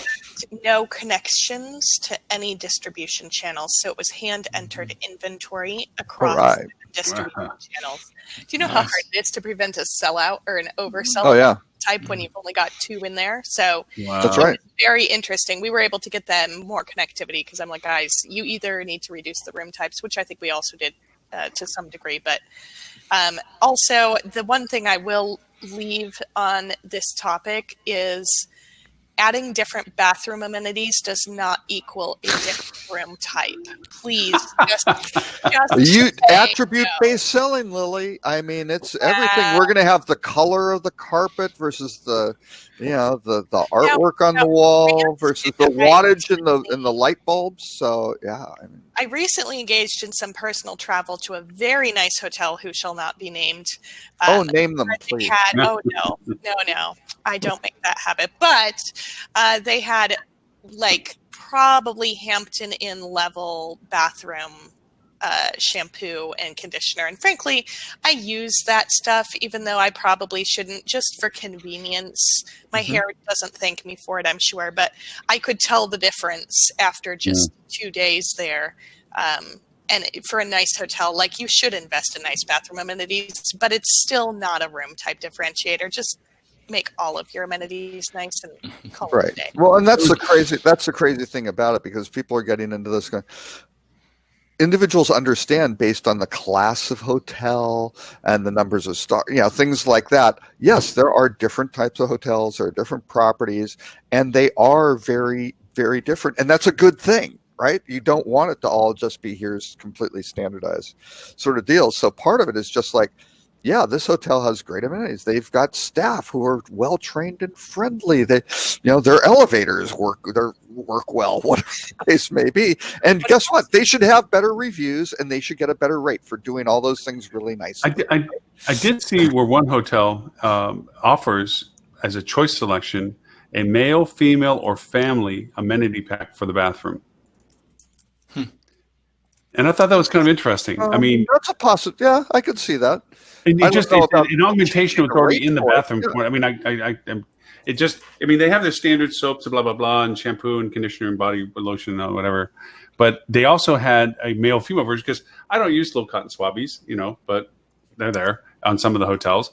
Meanwhile, nail files and ear thingy-majiggies and stuff is okay, cool, that's nice. But also shoe polishing, business travel. I mean, I'm sure you could fraction this even more if you want to, but I thought it was just a neat question. I mean, hey, do you want a razor, not a razor? Do you need shaving cream, not shaving cream? I mean, those are amenities usually leave at the front desk for inquiry that if you run out of toothpaste or something. But just offering that as a variation to just the standard stuff in the room, I thought was a nice kind of attempted customization. I think you got to be careful though, because gendering the amenities, all of a sudden you're going to start getting into in some cases legitimate issues, right? So it depends on what you're asking for. I mean, if you identify what's in each of the packs, which I think they should have done, which they didn't, right?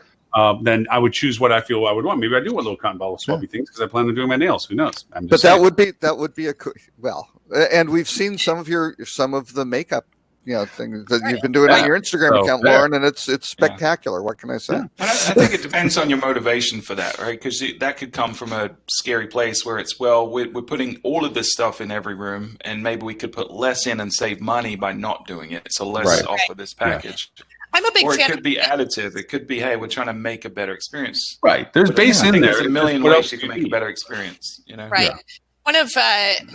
One of our clients, the local Castle Hot Springs, is working towards, they just reopened recently, so they're still instituting some things, but they're working towards both not only a pillow menu, which I am a huge fan of, because pillow menu's cool, consistent pillows across all hotels just don't work for people. Well, but now they're doing pillows where they're giving you 3 or 4 different types of pillows on the same bed, right? Yes, but it's better to do it as a menu so that you don't have to fill every single room with like 15 pillows. However, they're also, because they're very high end, they're all inclusive, but on the like really high end farm crafted. They grow a lot of their own food. It's a gorgeous property, but looking at a bath menu as well, because they have these gorgeous cement tubs. It's a hot springs property. Absolutely. So creating unique like things where they can come and draw a specialized bath with different essential oils or things like that. And I think for high-end properties, your average kind of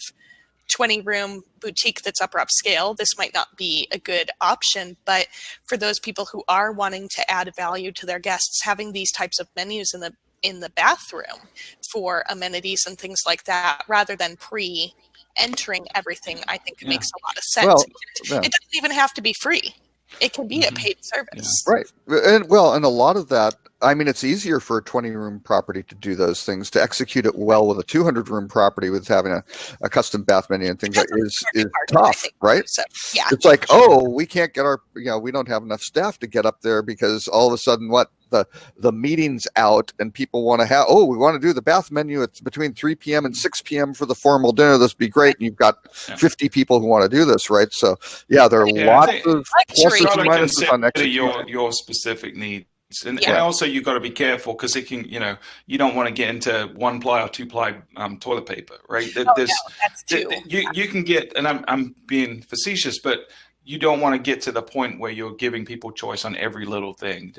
Always think about how you adding to the experience, not looking at ways to take away or cheapen the experience for some people. I'm a big fan of 2 things. One is having a good, solid amenity kit, which is kind of for everybody. But then having access to more at the desk and making it obvious. And again, it might be a little card or something like that. Hey, if you have anything else, here are the things that we have at the desk. If you want this, if you really want to go, you can certainly go in the the booking confirmation email.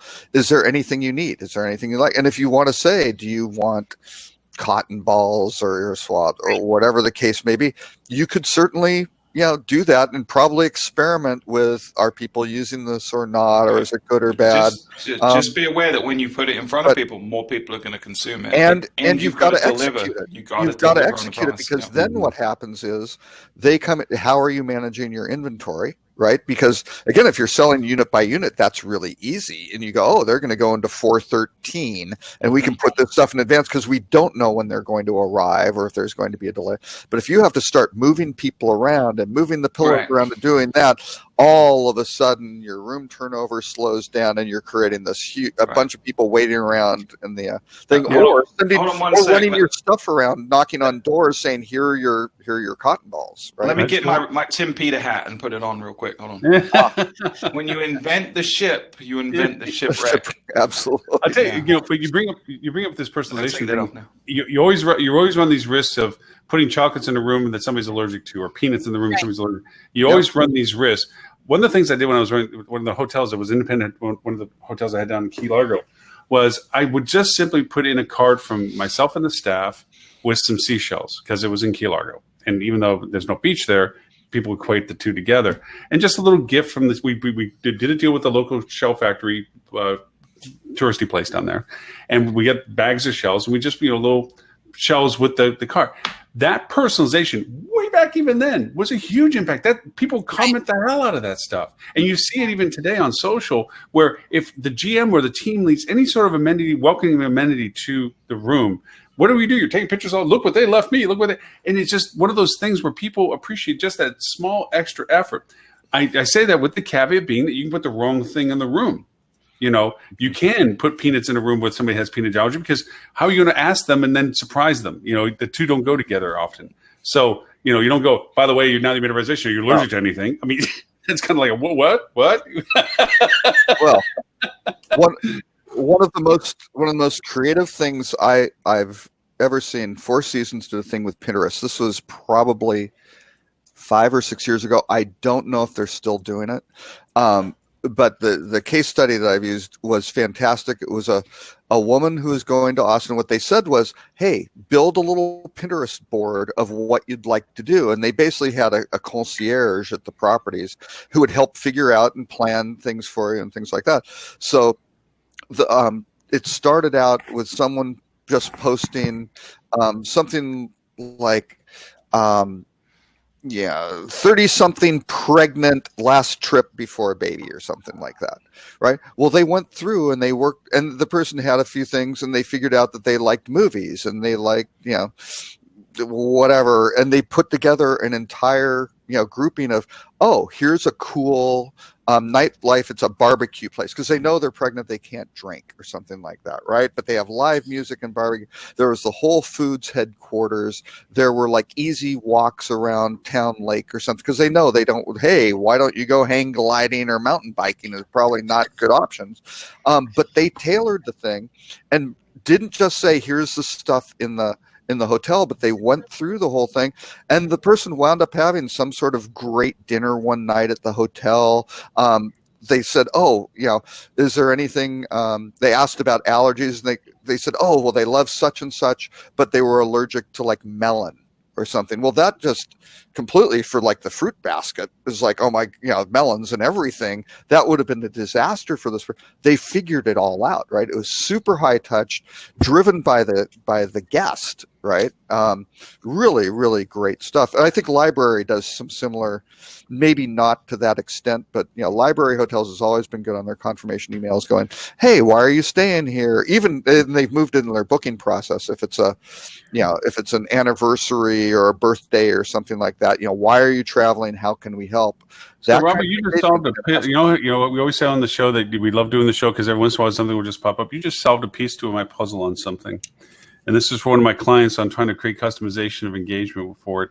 I wasn't always a huge Pinterest fan because it's a very affordable ecosystem to be in when it comes to experience-driven communication and visualization and so forth. And I'm not saying past the weddings and all this. I'm talking about actual experience-driven stuff. Yeah. And we're really cultivating a lot of content associated with Pinterest. And I think you just solved one of my issues with trying to – I have a handicap, and Stuart, you're going to smile when I say this. They use Stay in Touch. And it is the most simplistic, basic booking engine I've ever experienced in my life. There's nothing it does except for book. It doesn't have any pre-arrivals, post-stay, nothing. They rely on any outsourced APIs, the only functionality they truly have for it. So I'm trying to cultivate. But does it book reliably? Huh? Does it book reliably? It's a solid basic system. It is a solid basic system, but it is a solid system. So that's good. Those are positives there. But the idea of it also too that it allows a short circuiting, where we were talking about earlier, where the desk agents and the reservations can short circuit the system quickly just to get to rates and so forth, and never go back and fill in the data correctly. So you're left with a lot of hollow data. Yeah. And I'm trying to create operationally some changes to it and so forth, but if I direct on what I'm going to be plugging into it as a pre-arrival to it and can point to them saying, if you're a Pinterest fan or you are engaged with Pinterest, if you would let us know what boards you like, and we have all these different boards of things about the destination, we can, help in some way when you arrive. Make sure build a board. Yeah, build your own. Well, we have tons. We're building the content how big is this all over the place. But you gave me a great little idea. I was like, why don't we just offer 7,500 rooms? How many units did it have, Loren? How many what? Units does this property 37. Have? It's not big. Yeah. Just be realistic, right? Because you're setting an expectation by setting that out to people. It is. And people send them on nights and weekends and stuff like that, and want. Yeah. But the fun part of this is because we have one thing I have found as a resource to this property is there's a couple of incredibly engaged people that are dedicated to the property. They live and breathe this place. It's a historic building, blah blah blah. They've really been there for 13 years plus and so forth. So the comments, the reviews that the place gets because of the engagement of these people is profound. So they're willing to make that extra effort that if you can give them a direction of what you're traveling for, they're going to find some fun stuff. They're going to talk you through the desk. They're going to, help you figure out where all these things are. Like, man, you said you wanted to go over and barbecue. Oh, wow, we got a barbecue place for you, blah, blah, blah. That kind of stuff, they're more than willing to help with. And they can do it at the scale that they are at for right now. But again, there's still follow through in logistics and things, but just that, why not take content already built and use it as a means of communication was the piece of the puzzle. That I'm like, hey, that's a neat thing. Just say, hey, if you want to take the time, let us know by letting us know what board you like. Hey, I would argue, even if you're a 60, 80 room, economy property in a smallish town, right? Or a mid-sized town, you can do that same sort of thing. It doesn't have to be fancy, but just kind of understanding what your guest wants, what's in the town, what's available, how you can improve their service. Yeah. I've seen that like, why are you cooking is so valuable, right? Yeah, right. Yeah, what's the purpose of the visit? Yeah, yeah. And when somebody checks in and they go, great, you have plans for dinner? Just to make conversation, not like you're trying to sell them anything. Right. Just, do you have plans for dinner? No, I don't. Oh, yeah. What kind of food? What's good around? Well, what kind of food do you? Oh, Italian. Oh, there's a great place over there. And it doesn't have to be the place that's giving you, here's a code and you get a $20 kickback from it. Just try to help them. Yeah, it is about helping, not selling, and creating a better understanding of each individual guest so you can improve the experience. But there is value there in terms of, if I know that this person's coming for their anniversary on this date, well, now I've got knowledge that I can apply to marketing next year or the year after or the year after. Well, they're coming for a specific event. Okay, I know now that they come to this soccer tournament in this town every year. So I think there's intelligence that you can get from it. Sidebar as well, Loren. Give me about 60 days, and we might have a solution for you for Stay in Touch booking engine. So, it is currently in development. So excellent. Because, all right, good. Because that's my frustration point. Is like, I like the straightforwardness of it. Don't get me wrong. And to Robert's point, it is stable. It does what it's supposed to do, but it's just. There's so many things I look at it from a UI perspective and engagement and so forth. All it does is cancellations and confirmations as emails, and it relies on outside sourcing for anything else and on and on. So and there's trade-offs, right? I'm going to be sitting on a panel actually at the same time as you, Loren, at the NAVIS conference, unfortunately. So we're going to be going head to head, but we're going to be talking about technology and considerations. And one of the topics we're going to talk about is, the concept of, do you go single source or best in breed with your tech stack? And the answer is it really depends on your unique situation. Like, for some people, going with Stay in Touch as a PMS and their booking engine and their email triggers may be the right decision for now, but doesn't preclude you from at a later time saying, okay, now I'm going to upgrade to the fuel booking engine or Synexus or whatever it is. I think just having the flexibility is important. I wasn't aware that I was going to have to choose between the two of you. There's no choice. There's no choice. No choice. I'll be out in the hallways handing out cash money. I will say that I hear that Guy Fieri is going to be at the conference, so if he also has to Are you talking about Steve Johnson? That's hilarious. So Steve from NAVIS, for people who don't know, is a bit of a ringer for Guy Fieri. And when I first met him, or before I'd met him, Ed was teasing me that I was going to meet Guy Fieri, and then I was very disappointed when it was actually Steve Johnson, although he's a lovely guy. Really Have you ever seen them together in the same room? I haven't. Guy Fieri online. Yeah, that's fine. It's like the two Loren Grays. Same thing. I don't know. Same thing. Yeah, never seen him in the same room. But no, I've already told Stuart that he's going down. I'm handing out cash in the hallways. So I brought this up yesterday. We had a planning meeting yesterday with Joelle, who's their head of product, and also Crystal from Ideas was on there, and she knows you, Loren. So I said, hey, Loren said he's going to go head to head and go try to drum up. And so Joelle, she said she's very competitive, and she'll make sure that she gets plenty of people into our session. Okay. But Lily, to make your decision easier, I'm actually presenting twice. So if you want to go watch his lame thing, then you can still watch me later on. Too kind. Yeah, that's right. Pity's a good motivator, Loren, to draw people into your sessions. So that's. No, I'm doing the CRM stuff with Leslie, and it's going to be fun. I'm trying to sell her on the idea of doing point counterpoint. Where I come in as the hotelier with my issues, and she's the solution provider, and then I can start augmenting what she's saying I can do with other stuff. So, that's funny. It should be kind of interesting, rather than the typical share back and forth ping pong thing and everything. Kind of the same thing you and I were talking about with Helicon. Yeah, let's make it interesting. Yeah, I think really, if we want to make it interesting, we should come up with a session at one of these conferences. There should be one for PMS, one for CRS, and one for RMS. And at one at a time, we just bring the competitors into like a ring, like WWE style. Yeah, octagon. An octagon. Yep. About which one is better. Yeah, let's do WWF kind of stuff, slam dunk stuff. Yeah.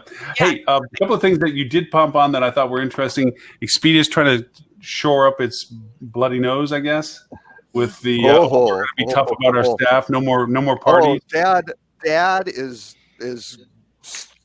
lowering the boom on it. It's like, you were screwing around in high school, but you're going to get your act together and go to college. Yeah, I talked to someone high up in Expedia last week at a meeting I was at, and he declined to be on the record, but he did share some very valuable insights about what's going on in there. And man, they are.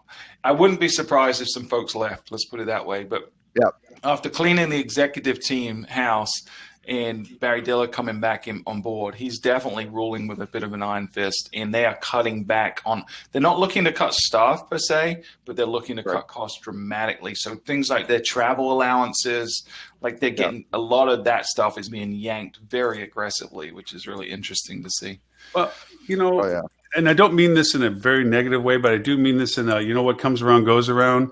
There's been a while when Expedia's been walking in the room like they were King Tut. Just like our stuff don't, we're walking in. You're lucky to have us talking to you because we're Expedia. You've seen them buying drinks for people at the bar. Their expense has been. Oh yeah, they're just we're Expedia, man. We got this. We dominate. And now it's kind of like, well, guys, tighten the belts, fellas. We got to tighten the belts. Yeah. But the interesting thing is, there were some pretty ugly. Barry on that call was basically. And I love the skiffed headline. They did a great job. Expedia chairman Barry Diller rips his bloated company as all life, no work, right? And he was basically, because they're both based in Seattle, looking, contrasting Amazon, which is all work, no life, policy, that's where he's going. And basically, I think what really happened, he said that it was consultant driven and all this stuff, directly a slam at Åkerström, who came from Bain before, right? And you have to remember, Barry basically bought this from Microsoft, right? And you had the original folks who started up were all Microsoft team. They were gone. Dara was Barry's deal guy, right? And had worked with Barry for a long time. That's fine. Then they brought in, now I don't know. We'll have to see who he's going to go.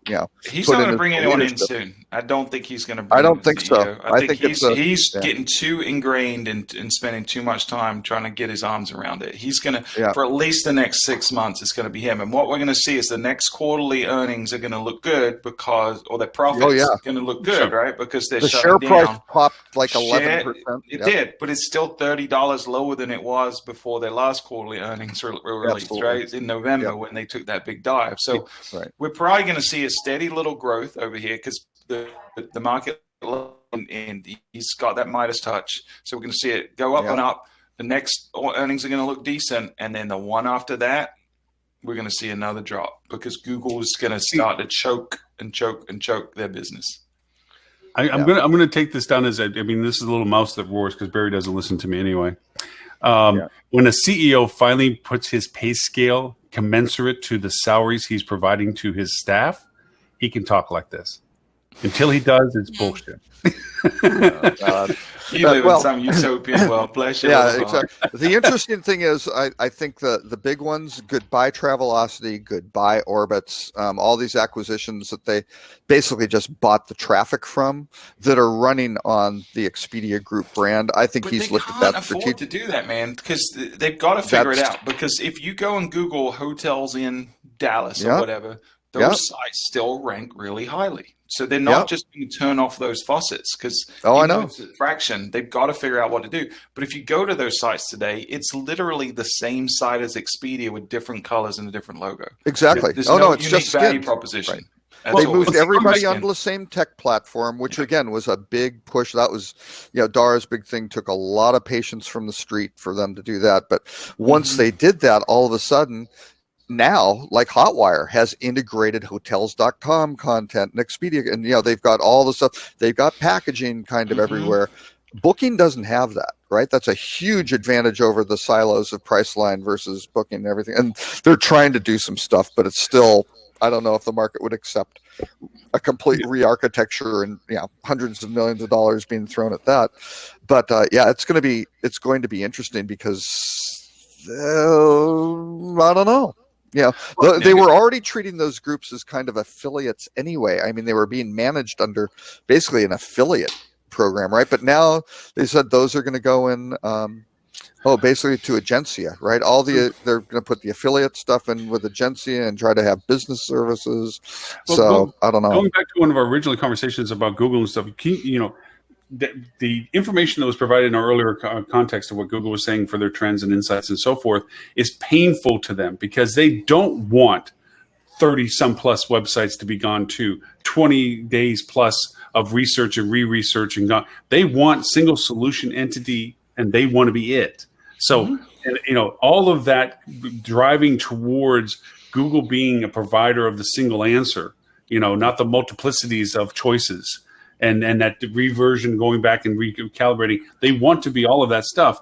That's the part that is dangerous to Expedia. They gotta be too. There's nothing that can stop them right now. The only thing they're trying, that Expedia is trying, they're trying three things. One is they're trying to spend more money to connect to the consumer directly through branding and things like that.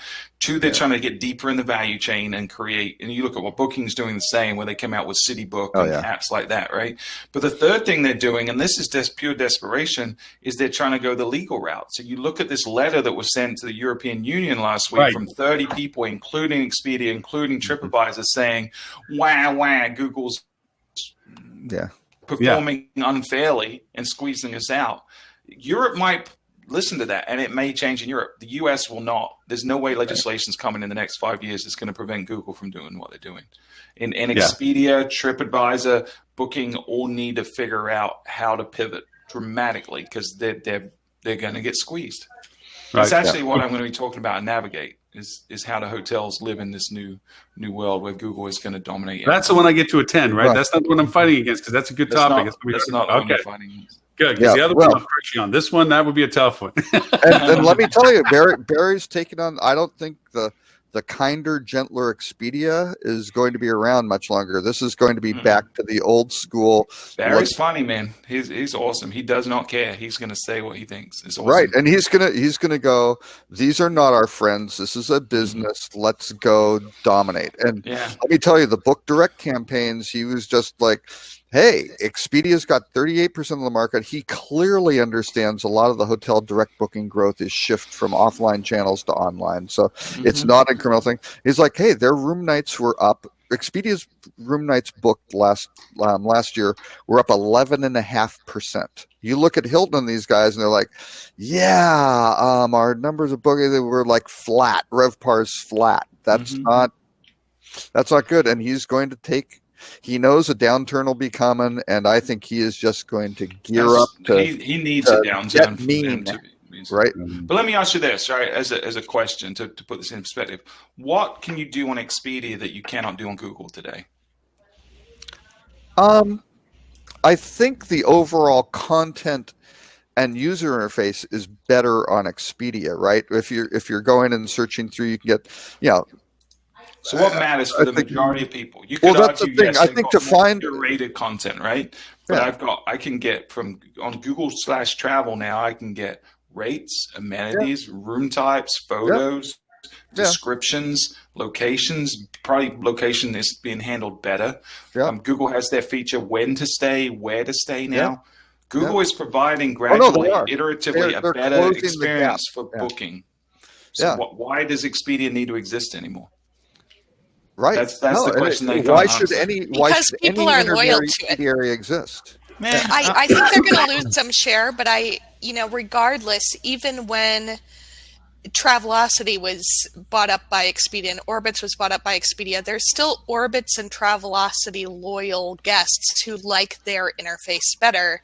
So to some degree, those are now identical to. They're now identical to, right? Yeah. That's a much better term for it, familiarity, as opposed to loyalty. Certainly, the packaging side, Google is absolute crap at any sort of bundling and packaging. They're nowhere close to where they need to be now. They rolled out the opportunity yet. I don't think it's a matter of they're doing some things, but it's not. There's a reason they got rid of /hotels and /flights and put it all under /travel. They're moving towards solving absolutely. I noticed that too. You say that, because that's what I noticed too, is that they didn't keep it splintered. They said, nope, we're going to put this all under one thing. And yes, there are some dysfunctionalities, like to your point, the packaging. So, but that's only because I, as a marketer, have not been come up to Google and say, hey, we got a new program. We're going to do packaging now, and you need to offer us what we want to offer in that profile. You know what I mean? Yeah. So one of the other articles, though, was about how they're not going to be charging the commission or the click for flights anymore. So how does that play into this, right? If I'm Google and I'm like, okay, where's my big opportunity to make money? It's certainly probably the pie is bigger as an opportunity on the hotel side. So do I give up making money on the flight side to be able to crack that nut? Because they weren't making money on the flight side. Exactly. It was a loss leader, and they need Southwest, right? So if they can consent them to go Southwest, get your stuff. It's free. It may be cheaper than getting business on your own website. Actually, right. Really, so if they get rid of the commissions, then they've got a much better chance. And you already see this when you go to book, say, American now. You can either click out to AA.com or you can book right on Google. With the flight, right? If they do that with the flights, they've just sold, and you've already got book on Google with the hotels. They've got it sewn up. They can take the packaging side out of the equation from Expedia. Yep. Well, yes and no. They still need to get access to the deals and that sort of thing, and the bundling and how they're. But that's just the next phase. We're already in. Oh no, it is. It is. It's just a rate code. They already have the connectivity. Yes. All they'll do is offer that up to us. We'd be like, "Hey, look, this is your package rate. This is your open rate." Right. Yep. Yeah. No, they have to kind. I don't know. Yeah, they've got to grow that tier. They've got to then get it. And again, working with that with a lot of the hotels winds up getting a little squirrely. Mm-hmm. Oh, Loren he must be talking to his bookie or something like that. I don't know. I think somebody's calling in with a question for the show. Loren's placing his bet on who's going to win the dunk contest for the NBA All-Star game or something like that. That's funny. So anyway, I think Google certainly can dominate. Now, the interesting thing is Barry was also kind of like, hey, don't bite the hand that feeds you. Sort of thing. So, and that's always been pressure on Google, is not to screw up Expedia and Booking, paying them $6 or $7 billion. They can replace the revenue with someone else, i.e., hotels directly, which is what they're doing, right? They're squeezing them at the same time they're increasing their revenue from hotels. Right. Yep. Yeah. Exactly. So, I think anybody who's an intermediary and everything, that was always the promise of the internet at the beginning was. You don't need intermediaries, right? You can just go, individual to product and boom, connect the dots. And you don't need any intermediaries other than Google, right? Well, and that's what Google, they don't want to be. They're just organizing the world's information. That's all they're doing. It's really interesting though, because one thing I do find is different for me if I'm looking on Expedia for some reason or on Google for a hotel. First of all, I use Google if I need to be very location based. Across the board, I hate Expedia's map functionality. Right. But if I am just looking generally for the cheapest price in market, I tend to use Expedia because I feel like Google is so location based that I don't always feel like I'm seeing all the hotels that are in market. And also, if I am searching on Google, I'm more likely to leave Google to create my booking than I am. Today, and Google. True. Well, it gets into the whole packaging, those additional rate codes, any discount, all those market managers who are out there trying to get preferred deals, and it's only for this, and it's violation of rate parity, but it's for us, and you know all that sort of crap. Google's not doing that, right? Because they don't want to staff up and have all those people. They don't want market managers all over the planet, right? At all. And that has been what at least in North America really defined Google. But I'm sure Google's looking at Booking.com going, wait a second, their dominance in Europe was all do it yourself, right? So, but I think Lily points out one thing that can be the Achilles heel of Google's complete dominance growth is the federal regulation. Oh, I'm sorry, what? No. It's the FOMO. It's the am I not being shown everything that I can choose from or only what Google thinks I'm interested in? If they don't do that well, that the trust maintains with Google, that Google is not deterring you from something, it's like the kiss of TripAdvisor's death. TripAdvisor lost its credibility. Now you don't trust it, to give you what you think is the most unbiased perspective of reviews. It's just tailored to how much your pocketbook is to your exposure. Same too with Google. If they start excluding things, thinking that you're traveling because of cost, or you only book at places that are at a certain price level, and you really are already, you won the lottery and you want to go to the best place in the world, and Google didn't show that to you, you're going to look elsewhere. I agree with you. However, Google is better than any other company in the world at doing that exact thing. That is how they have 93% of search. All internet searches, they have over 93% of all internet searches. Right. That because Google does a really, really good job of figuring out what you want, even before you know what you want, in bubbling that to the surface. Right. And consumers respond to it because it's easier, right? So Lily is more discerning, but for the average consumer, they don't want to wade through 500 properties in New York. They just want to see the 10 that really are most relevant to them and make a decision. Yeah. And since they're tapped into Gmail and know all the email that you get if you're on that platform, they know everything that you've clicked on. They've got all that data. They should be able to start honing. And they probably already know what conference you're going to and what flights, times you're coming in, and all this stuff. They already know it, and they're going to use all that. Very true. Very true. Well, we're at a point that we can try to catch the boop and the ruh-roh. Let's do it. Let's see. Wait, was there any other? The privacy practices was a little disconcerting, I will have to say. Not surprising, though, really. No, not surprising. Yeah. The boop. Well, the boop, I thought, we want to make people, it's Valentine's Day. So, Forbes Travel Guide unveiled 70 new 5-star hotels.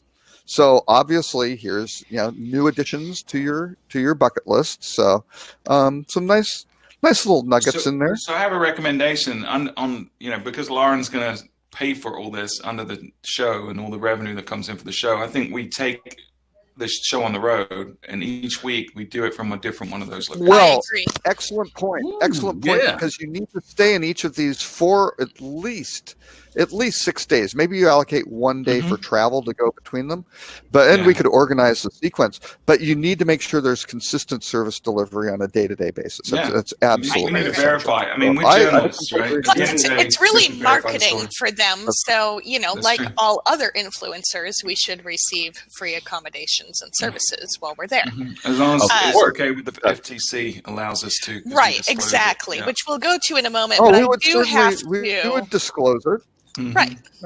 Right. We've just disclosed it right now. There you go. Yeah. But I do have to give a shout out to 2 of our client properties that were on the list in the 4-star category, which is the Monterey Plaza Hotel and Spa, as well as the Hacienda del Sol. Hacienda del Sol. You better go increase the rate because the demand just shot up for both of those. Yeah. Yes. Exactly. Yeah. Plus, it's mid-gem show in Tucson, so the rate's already pretty good there. Yeah. Okay, and there we are. Very nice. No, that Del Sol is beautiful. Yeah, so if you want to look at 70 nice little places which you'd like to go to, that's a nice little thing to evaluate and go, wow, I'd really like to stay there. Interesting enough that the Rot Row is a little bit about some of the stuff that, I mean, I'm a huge influencer fan. Used properly. Well, it's because you got 3 million followers on YouTube. And obviously there. But the fake stuff, the endorsements without clarity, the pushing without showing that this is a relationship that's being paid for, is definitely the underbelly of the influencer program. And then also the other underbelly of the influencer program is the fake influencers, the mocked ones that have no followers, that really are all machine driven. There's no depth to it, that walk around selling themselves that they have this audience that doesn't exist. And I would have to say for both of those, the biggest thing to do that we've found from doing this is when we contractually get the relationship, and it's a contract. It's a written contract that you and the influencer have. It's not I'll give you a couple of comp rooms if you talk about it. There's a very specified relationship of what you're wanting them to provide, what you're expecting them, and what you're going to be giving in return. And one of the successes we've had is that we also make sure that when they identify that we've invited them in, they're being paid to come see us. Okay. Mm-hmm. And also that we offer them a unique opportunity for their followers, because they're being featured with their influencer, to stay with us. And we create a reward relationship with that based upon their success in building business from their relationship with us, being honest about the fact that they're being paid to come with us, they will be rewarded even higher, whether it be more days or days available to them as well.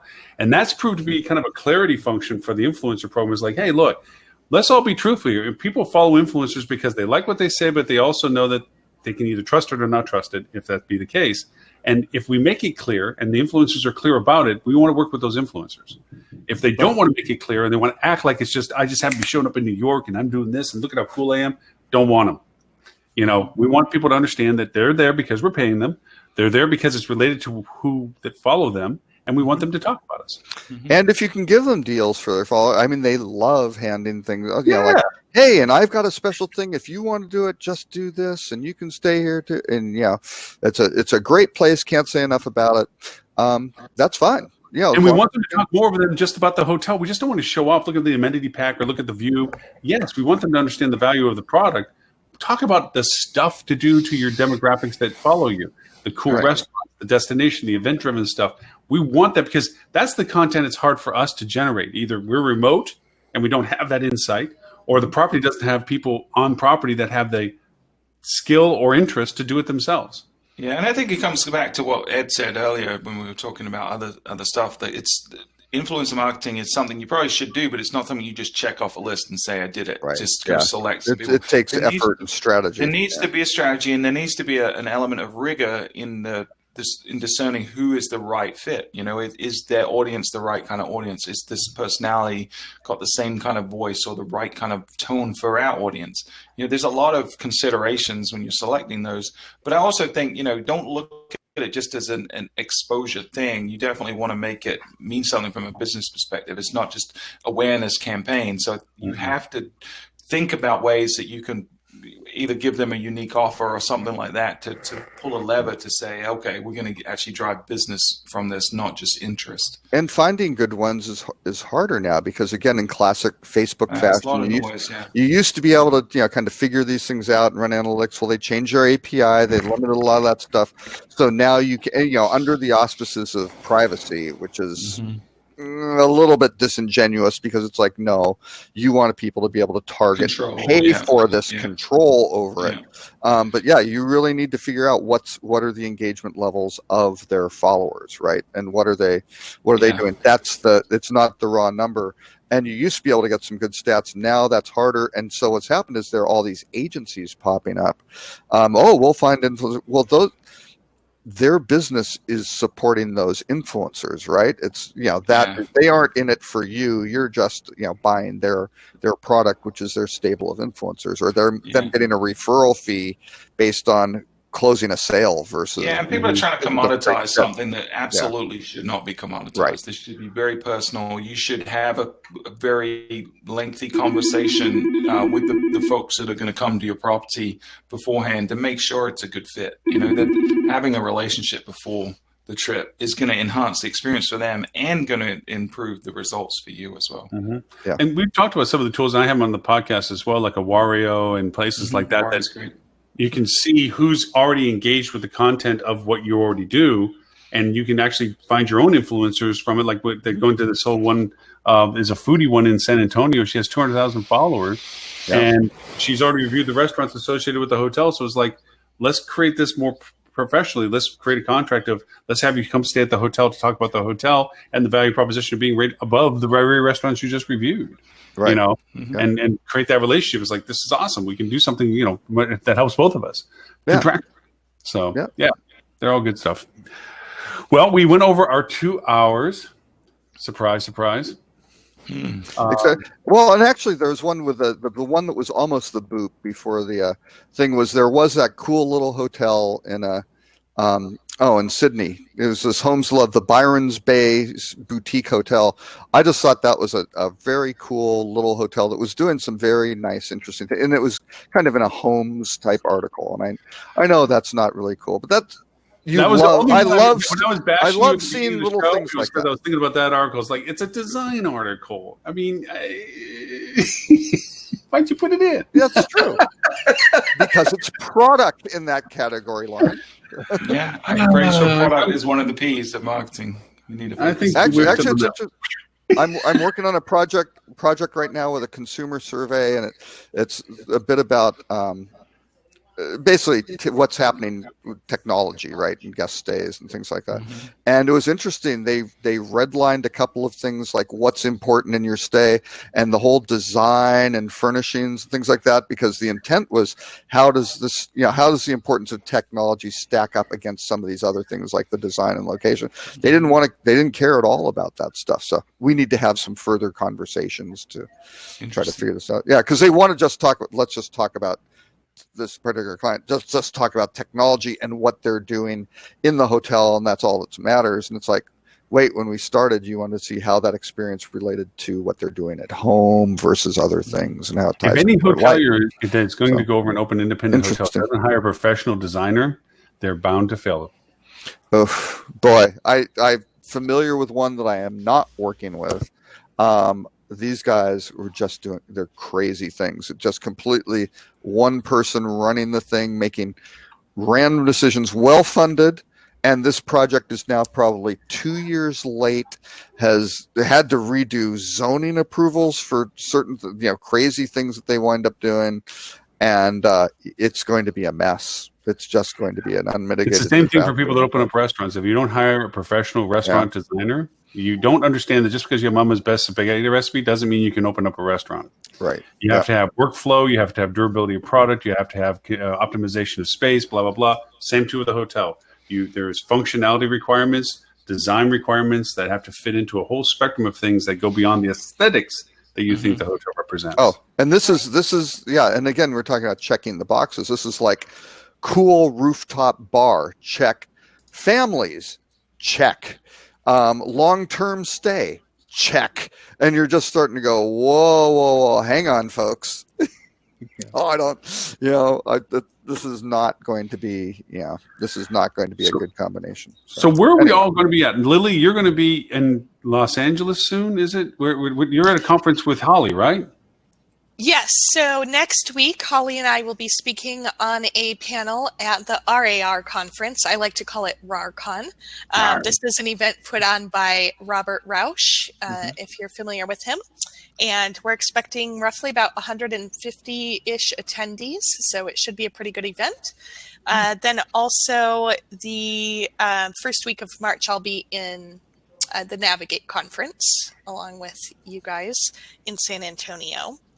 And then a few other things coming up after that, but not for about 2 more weeks after that. Stuart, you have Navigate coming up in March. Is that the next thing you got? I think that's the next one. Yeah. So Navigate's March 2nd through 4th, San Antonio. Like Lily said, they have a few tickets left. So if you have an interest in that is a good conference. It started out as sort of a user conference for Navis customers, but it's really turned into really a very solid conference, 2-day conference that really focuses on the cutting edge of marketing across the board, not just what they do. So and I don't think you have to be a Navis user, correct? You don't. No, it's open to anyone. So if you go to navis.com/navigate, you can still get tickets there. It's really good. And I've said this before about HSMI, Loren will be there and he gives the best hugs in the world. So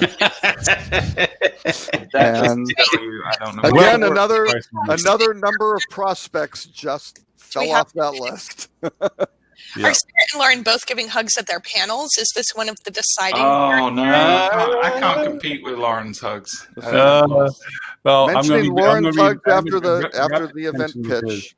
No, I'm looking forward to Stuart's presentation. I know he got thrown the second presentation, but the first one I was all stoked about seeing, so I'm looking forward to it because Stuart has a great way of breaking things down into understandability. I shipped it off today to them, so I'm going to be frustrated because it's one of those where they wanted the slides ahead of time, so I can't tinker. I'm someone that likes to tinker with my slides until literally right before I walk on stage as new things come up. Like the Expedia story today that we talked about where they're cutting back and their stock price has gone up. That's not in there, right? And it's important to the conversation, but it'll be okay. There are references to Star Wars and Ghostbusters in there. All right. I quote Qui-Gon Jinn. So there you go. Yeah. Oh, and the other part too, Lily, you and I are going to be in April, is it right? And the AHOA-Con 2020 owners conference in Orlando. We're on a panel together for it on developing revenue during a lower slowing demand. So absolutely, that'll be a fun conversation as well. And yes, that's awesome. Wow. And I'm only going to announce that we have officially signed an agreement with the Guyana Tourism Authority, not to be confused with Guyana. This is the South American country, to deliver general manager revenue management training for all of their hoteliers. Wow. Nice. That's fantastic. Congratulations. Wow. Is there travel involved with this? Are we going to get some postcard pictures? That was a golf clap. Good job. Catherine and I are going to deliver the training between March 16th and 18th. So if you are a hotelier in Guyana, we look forward to seeing you there. That is a substantial portion of our viewership. That is outstanding that they're serving our viewers. Hey, that's on a totally different sidebar question with this, Stuart. So most of my listeners coming from podcasts right now, not most, second most, is coming from Alexa Skill. Interesting. Yeah, I thought so too. I wanted to share that with me you. for a while to get on that, so I need to look at that. It's my second largest user when you give me the stats on it. For after Apple, right? I'm assuming. Not the Apple. No, this is the Alexa. Yeah. Apple is number one. I would assume. Apple. Apple is number one. Alexa, then Google are pretty much the dominant three. Yeah. But iHeart is coming up. Larger depends. And they're on iHeart too. Yeah. Huh. Anyways, Mr. Robert, what are your travel plans for you? Actually, not much. I'm kind of hunkered down with a bunch of project work, but I will be. It's kind of a nerd fest. Is the HTNG HT Next conference in April? Is my next road trip. Where is that? It is in Scottsdale, I believe. Okay. Is it? I think so. Yeah, pretty sure. And then high tech. So we'll be high tech too. That's gonna be a long trip for us. We're gonna be San Antonio. Hotel San Antonio need rooms. Let me know. Actually, I do. Right across the street from the conference. Right across the street from the conference. Comp rooms. That's excellent, Loren. No, Robert, I didn't tell you. I told Lily comp rooms, not you. Actually, Loren, I may need one on March 4th. Okay.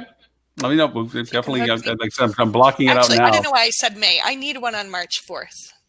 March 4th? Okay. Yeah. All right, So we'll talk on know. Cyborg. All right. With that, thank you everyone for your time, and everyone else on the other platforms and so forth. For a replay of this show, you can go to hospitalitydigitalmarketing.com/live and look for episode number 236. And I will be doing a recap of the show on my podcast here in just a little bit.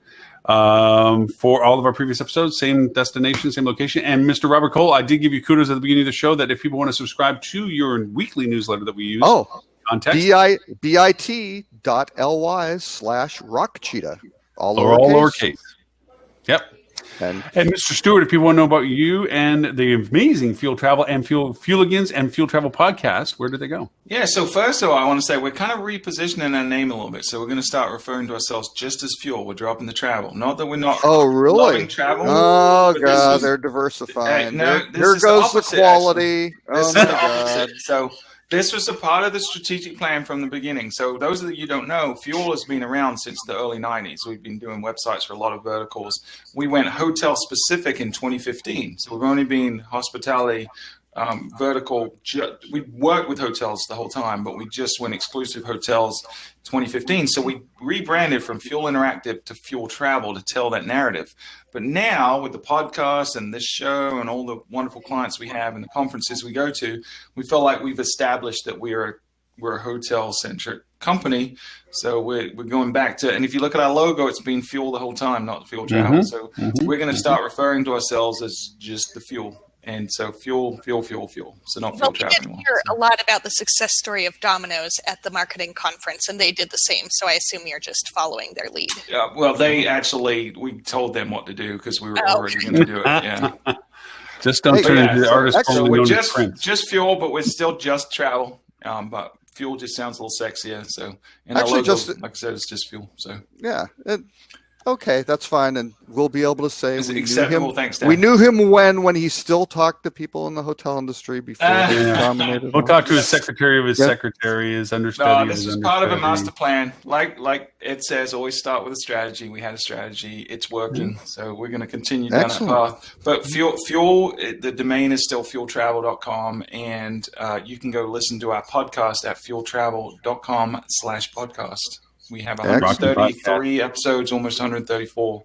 Should go live today. So, hey, just on the update newsletter, just an interesting couple of stats. The open rate on it is just about 40%, which is pretty strong. I think solid. That's not too bad. And well above average for sure. And the clicks per unique open, which I think is a good way to do it, 42%. So really good engagement. So 20% of your audience pool. That's good. Mr. Robert, if you want to know more about you and Rock Cheetah, where is it they go to? Sir? Rockcheetah.com or at Robert K. Cole on social media. And or bit.ly/ROCKCHEETH to subscribe to the newsletter. Sounds like a Mickey Mouse song. MICKEY. Anyway, I think he's saying my consulting practice is a Mickey Mouse consulting practice. I think that was a diss. So I don't know. And Mickey Mouse. Okay, so Lily, now that you are taking over countries now, I mean exactly. Where can we find your secretary of your secretary of your secretary? Well, the assistant. My assistant. You can find us at thinkupenterprises.com for all things revenue management consulting, sales, marketing, revenue convergence, and profitability. And you can also find us at tcrmservices.com for day-to-day excellence in revenue management service. Woo-hoo.